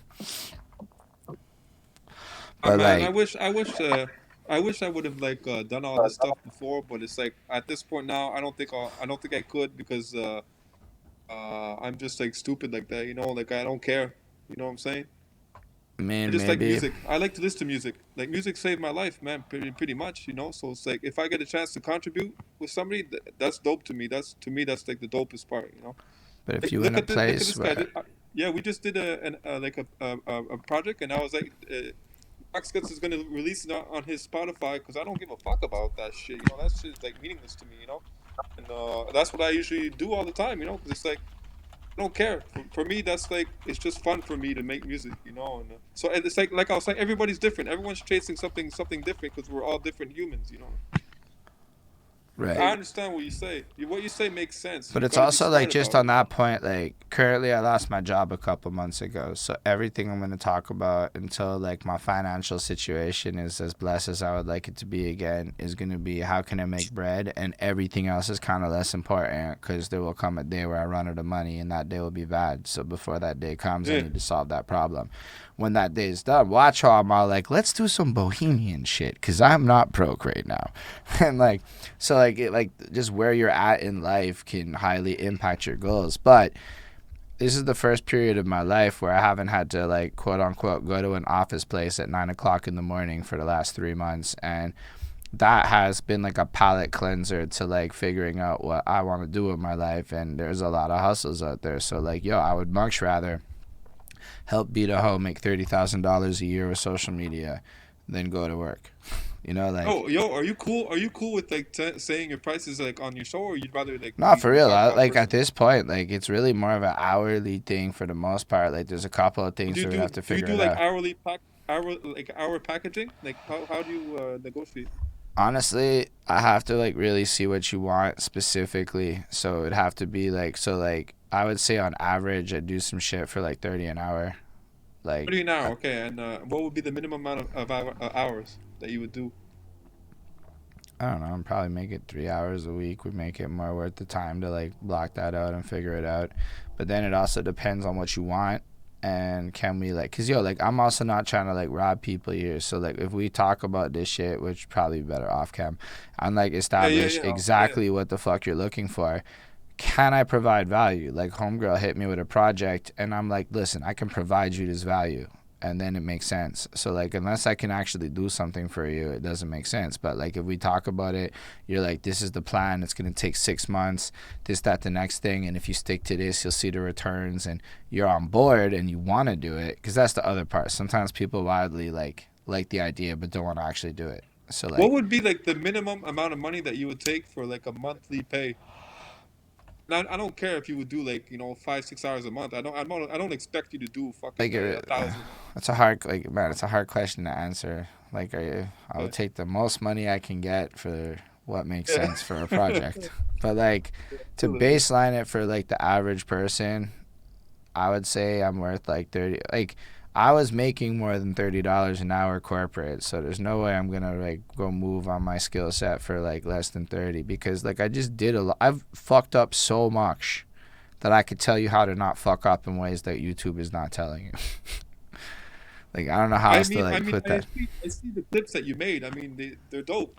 It's not whack. That's for sure. I saw the So clips like that you make. we learned how, like I've learned how to pick the clips better. Yeah. Like to identify things, and like I learned a lot about the clickbait of it all. That's why like the blog titles are kind of like what they are now, and like you don't know if I'm gonna write about you in my blog, but I'm gonna write about a bunch of Montreal people in my blog. Yeah. You don't know if I'm gonna write about you.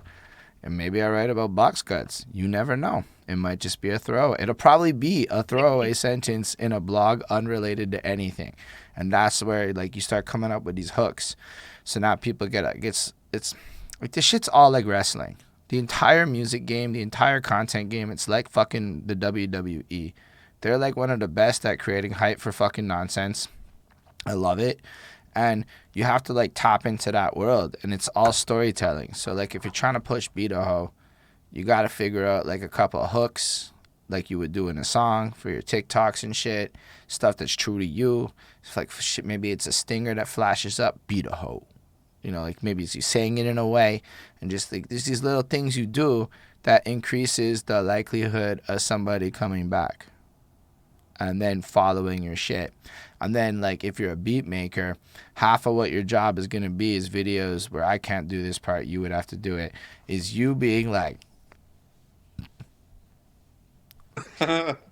Yo, I don't think I can do that. I don't have the MPC anymore, man. Maybe I can. Hey, maybe I can have like a fake MPC. you could totally. Nobody says it, and it could be like Beatahoe becomes a collective idea for camera, and you really Yo, do I just can get do your. this, and I can just pretend to make sounds and shit. Yo, No, but that's that's so exactly what you're doing for some of these videos. You already anyway. So like we would go through like, yeah, some of it's really weird. Like guys are pretending like they're banging out to shit because Yeah, the 'cause whole every time I point. see like a beat making video, I always see the guy's neck like this. Because Hey, the did you see idea that box? is it's because like what's supposed to happen next is I'm the rapper and I'm gonna take your shit and do the little the stitch thing, and I'm gonna come spit my bars, and you look like you're just banging out to my fucking bars no matter what they are. And so it's like you create this experience, and then I mean, there's a lot of rappers that do this shit. I did like one of them because it was about pickles, and like, come on, if it's about pickles, I can't deny. I gotta jump in that shit. Yo, this man's in Quebec Yo, is making the fucking if pickle I beats. if I were to like offer you if I because I know that you're like box guts and you charge for your work and I understand that you want to make a pickle beat with me. Yo, we can figure out everything, my G. Okay, because I'd be interested in that. Just like a beat that would like work in clubs and shit. Something like funky. Yo, I'm with that shit. Cause yo, dead ass, like, I think this pickle shit is so stupid, but it's sexual. There So you go. because of that, it works in a lot more anyway, it's a deeper topic than I ever thought it would be. But I learned a lot about the phallic nature of pickles, because cucumbers be used for what they used for sometimes. I make that shit up. It's a whole thing. Oh And man, a that's crazy, pickle man. is just a Because cucumber, is it a not? lot of the times I notice that I'm wrong a lot, but that's the first thing I thought when I saw your whole pickle thing. I was like, yo, this guy just randomly chose this. He's just pushing it hard, but it wasn't intentional. It was like that's the feeling I got. It's like an experiment that you're doing. Nah, it came up. It's a whole Yeah. organic story, because that's No, why no, no, it's no, no. working. I believe the story. Yeah, sorry, that's not what I meant. I'm saying that it's just The like way you're pushing a campaign, and it's like you're experimenting it while you're doing it. You know Yeah, what I'm saying? everything about this is a giant experiment, but it just There you kind of go. came There you go. about because people started the experiment, though. People said, I'm going to piss you off and tag you in pickle shit. And I said, okay. And I didn't care at first. But the 10th time it happened, I said, what happens if There I you go. share it? So I shared the first one, and then they fucking just keep coming. I'm sure I got tagged in pickle shit today. I'm sure of it. Yo, what BPMs do you like? Like faster shit. I'm like What do you more know? on. Like a specific BPM? Nah. No, Probably in the 80-90 range more than the 70 89. range. 80, Okay. 80 to 90-ish. Like my lose weight beats at 161, so that's like his 80. But like, more on the faster side of what people do than the slower side. I'm trying to make people dance. So like I fuck with like I think 120, 140, like these are like the more dance rhythm sections. So like if you're really trying to make some club shit, I'd play in the more upbeat, up tempo. Like we could bounce, because I'd be jumping and shit on stage. I'd be like trying to like move around, and so Yeah. I don't want to just be like another rapper that does this. Like there's a lot of people who don't do what I'm doing, so I'm just trying to play to what I like. Plus I like punk music too. Punk music is one of my favorite genres. I just ended up over on this side, but I'm into dance music. I'm into all kinds of shit, and so like if the beat is like upbeat for me though, oh man, it just makes me want to move and shit. Those are the best. Cause I got into dancing. I like to get sturdy sometimes. I'm very white about it, is how they've told it to me, but I like to get sturdy still. So like, shit that makes me want to bop around. And then what I notice is that it makes the crowd want to move, and I want to be like, I want my shit to get taken by like rave DJs and remixed and played at events that I'm too high to rap at. I don't really do drugs like that, but like that's what I would love to see happen. Cause like I got to perform at a rave, like freestyling shit, and it's not that fun because the sound systems are not good for that. But like hearing my music in that environment would be so hard. Pump and dump, heavy bump. Yeah. But yeah, I don't know. I feel like the future is really bright with a lot of this shit. Oh, maybe we Yeah, could do that. We could do like we could work on the song, but like while everybody's watching, like you can do like a Twitch, whatever, absolutely. and be like, "Yo, those drums are Yo, whack. Okay, believe let's it or try this not, one." that's how the pickle shit came to be. It all Okay, started with a song I freestyled on Twitch. nice. Dead ass. And it's like Vincent Price was there, and he was like, you can't you can't make this song. And I said, fuck you, and I made the song. And then we started performing the song, and I would bring pickle chips to like the show. And when we did the song, I would take the bag of pickle chips and just like, fuck all of you, and throw pickle chips into the crowd. And then, like, you just saw it. You saw people react. Like, DJ Blaster lost his shit over it. Multiple people were losing their shit over the... I got That's booed. one hell of a DJ, man. That guy's so ill. My God, DJ Blaster ran my track back the other night. For the first time in my life, a DJ ran my track back and made me rap it again because my man's brought strippers on stage, and, well, it just worked out really well. And so Blaster, you heard the horn noise. That helps. When you get women dancing on the stage, that helps too. That's good. Yeah. That's a good look. Did a dope show in Kansas City with the polo on the stage and like maybe 5 or 6 girls dancing. That show was good, man. Crowd reacted very, very well to that, and having it juxtaposed people performing was perfect. I did not know how to behave with the stripper in front of me. I look awkward as fuck. I can tell you that much. But that's shout out to Chuggo, my man Chuggo. He's the one with the strippers, man. Bro, Chuggo? Chuggo is the most interesting character to me because that's I do know who Chuggo is. And Chuggo and I have exchanged positive messages. I think Chuggo's diss song that he made against other battle rappers about how they're all irrelevant has-beens is one of the most hilarious and entertaining diss songs I've ever heard in my life. I think his Facebook campaigns for like Black History Month and Canadian history and shit are super cool. And I literally don't know where he came from in my life. He just appeared on Facebook one day. I'll never hear anybody mention this dude's name. And this would be the first time Chuggles came up. He's a Toronto legend, man. And just for anyone watching this, I helped him rescue his dog from dog prison. Wait, what? What's dog prison? His dog was in dog prison for a psych evaluation, and yeah. I was doing massive hot yoga at the time. I was doing a lot of hot yoga, and he said I was the only one of his friends that he knew that was awake like at 8 in the morning because I was doing my hot yoga in the morning. And we went to Longueuil, and we tried to take his dog out. We actually like succeeded, or I don't know if we tried to bail him out, and then he went and bailed the dog out later. I think that was the story. Like, yo, BEATAHOE, come pick me up. We're gonna go break my dog out of dog prison. That's crazy. That guy is the funniest guy. One of the funniest guys I've ever met, man. I honestly would love to have a conversation on camera with that dude. I think he's got more knowledge. That guy's mad elusive though. Like he'll dip out, he'll dip in, he'll leave and come back.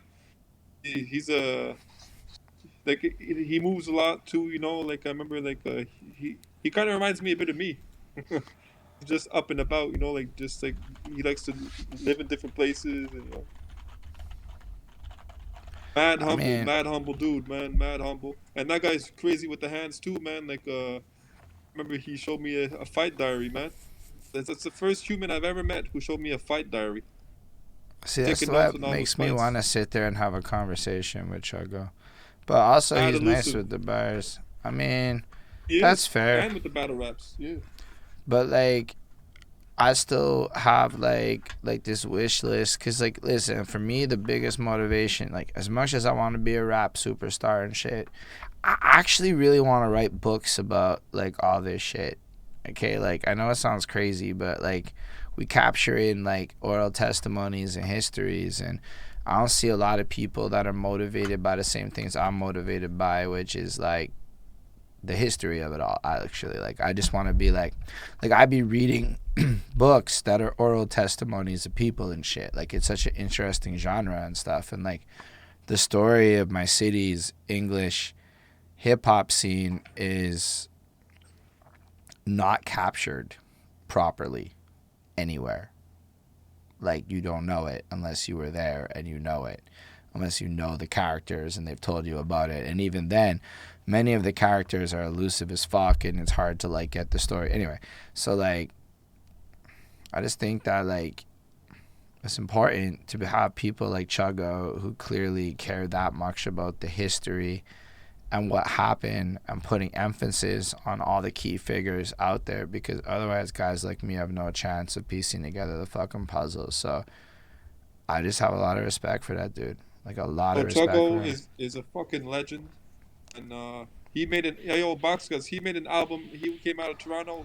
Pumpkinhead was on it. Immortal Technique was on it. I gotta check his shit. Yeah, he rocked shows in the States. He did it your way. The same thing. He did shows with he got validated by mad people that were like same thing as you, man. Like he opened for a lot of people, and he shared the stage with a lot of people, and he got validated that way. Same thing as you. He didn't get no Twitter validation. Like he got it real life in a show validation with people. Word up. And in ciphers. Not even gonna lie, I want both of them. That guy he had like they said it was the worst video in Canada's history. It was what's it called again? You don't know this video? I don't know. Not that fucking guy. What's it? 1 second. Chuggo. Oh, when he's walking around with like a skull on a stick, you never seen it? I don't think so, man. That's not bringing it up. Is it come on? Fucking guy. Yeah. It was voted the worst video in Canadian history. Well, I found it on YouTube. Please watch that shit. I'm gonna watch it after that, and I will let you know what I think about it. But I'm happy that you put me onto that, because I like watching terrible music videos. This video box, you gotta watch it, man. It's just so dope, but it's so terrible at the same time, you know. And it's called Fucking Guy. Yes. It's called Come On. Come on, yeah, and it's like these real cinematographers who made the video. Like they just did what he asked, so it was completely what he asked for was completely crazy, you know. So they just did their best. So they made the video he wanted, and it came out how it came out. They said that the video was constantly being delayed because of like prostitutes and strippers, and like this guy was like the street life extreme, you know what I'm saying? Like and you spell it DHUGGO. Yeah, like it's like that. I'm gonna look this shit up. But nah, that's like I'm gonna definitely check that out. No, man, I chilled with this guy for a few months. I'd go see him for a few months, and for music-related reasons, you know. And man, he really surprised me, because like a lot of people would talk a bit bad about him, you know, like watch out, like he got hands on him, like he was really nice with me, man, and we chopped it up, and we had a blast, man. I mean, I've learned to make friends with plenty of people who got hands on them. I just don't do shit that gets me punched in the face very often. Me neither. Me too. I don't look for, but I'm just saying that people would be like, "Yo, watch out!" Like they'll just smack you, or what, with this or that. Or nobody smacks me, because like I don't look like I'm a smackable. I feel like people know I'm not gonna hit you back, and I might just go like. Yeah, but you can always run into like some guy who's got issues and thinks that you're Satan or something, and he'll fucking stab you. You know, so you gotta watch out sometimes too. You know. I suppose that's a fact that does happen, but I'm gonna just live my. Look at the journal. Look at the Journal de Montréal, the price. You see shit like that all the time, man. I know, but like, I also lived here my whole life and have not been stabbed yet. You're right. Statistically speaking, you're right. It's like. I mean, I wildly don't walk around my city going, "Oh shit, someone's gonna be high on some crazy drugs and stab me or something." That is not really what I think about. That's what my wife tells me all the time, and I always say, listen, like we need to have like hunting guns, you know, in the house, because just in case something happens. No, broski, that shit was like, okay, that's some country shit, and I respect it, but I'm in Montreal, bro. You don't want to have the people that be living here strapped. It's not the same. Like the level of common sense in a city is dumb. So you'd have a bunch of dumb fuckers being strapped. It's to me not necessary here. Like the people who need that shit already got that shit. Everyone else does not need that shit. It's different here. Oh, did you see that shit? Like I don't want to glorify anything, but I mean I saw this week in the paper, man. Like a 39-year-old girl stabbed her 4-year-old daughter to death 80 times with 2 knives. Happened in Montreal.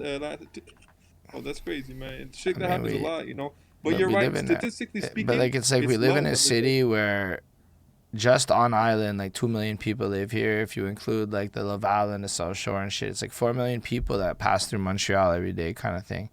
That's Right. like a lot of people. You're gonna figure that with the bad, because like you got to keep in mind, our government and our society does not put a lot of emphasis on effective mental health care resources or a lot of things like that. So like if there's a domestic abuse situation, it's hard to deal with it.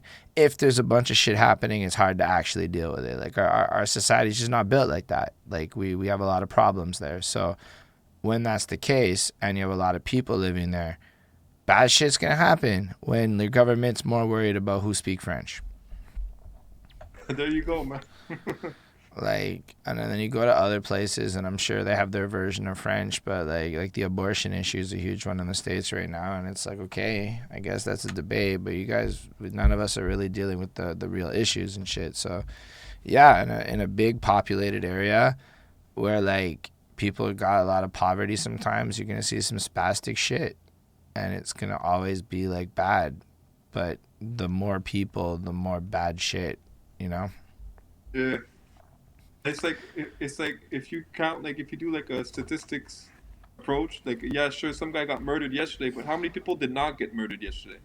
And that It's number kind of like probably it's kind of like increases. COVID. It's kind of like COVID when they would say, "Yo, like 100 people died in Quebec today. How many people live in Quebec? You know, is it That's what I'm how many saying. million Like people?" some of these rates of So, people were like real small. yeah, Now, COVID's a whole other beast because while COVID was happening, I was reading books about how plagues be wiping out 25% of humans on Earth and shit, and I'm like, fuck that. Let's be cautious.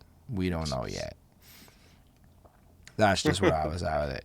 Cause like it didn't be that, but imagine it was that shit, and like 1 in 4 people is now dead. That's what like some of them some plagues people before. lost more than 25% of their family. You know. yeah, And like, I mean, I know soap exists now, and like, it's crazy to say, but like, showers and shit really changed a lot. But like, still, you read a bunch of books about black plagues and bubonic plagues and all this shit, and you're like, I'm okay with them letting science be science. Once they said, like, I'm glad they reversed all their whatevers and whatnot, but that shit psyched me out because of fucking books. yeah. Who the fuck knows whatever the fuck that was, man? But I mean, well, I guess we're all past that at this point, you know. But I just another mean, crazy thing, you know. Just another crazy thing that happened to us, you know. I think more crazy things are gonna happen. The banks Yeah, no collapsed doubt. today. The banks collapsed today, so that's gonna be fun. Well, there are They collapsed it. two major banks in the states that highly were affiliated with crypto, as my understanding, collapsed. Now the problem with that is it's gonna create a cascade effect where investors are not protected. Thus, they're all gonna pull their money out, and it could be bad news bears. It could also be a nothing burger. That's the thing. Nobody fucking knows. But two major banks in the States crashed today.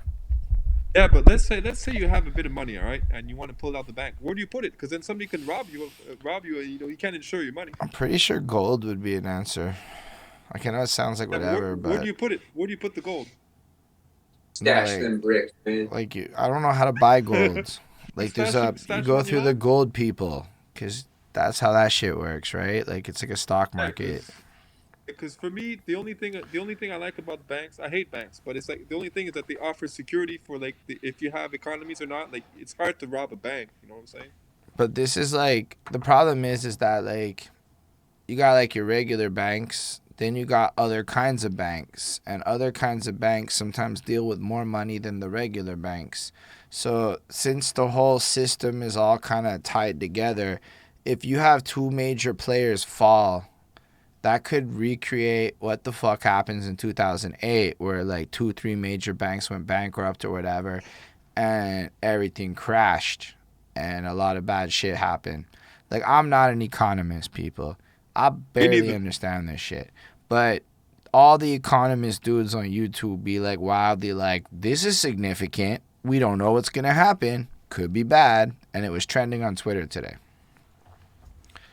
Oh, I'm not an economist, but I just bought a house 2 years ago, and it's like I don't have to be an economist to understand how the interest rates just like, if I were Yeah, to yeah. buy the same house today, it would be like 6 or 7% more interest rate, which would be You know, if you, let's say you're buying a house between 200 and 300,000, the difference is still significant. It's not that much, but still, if it's like an extra 6, 7, 800, you know, just because of an increase, you know, so it's like shit's getting pretty fucked up, man. You know.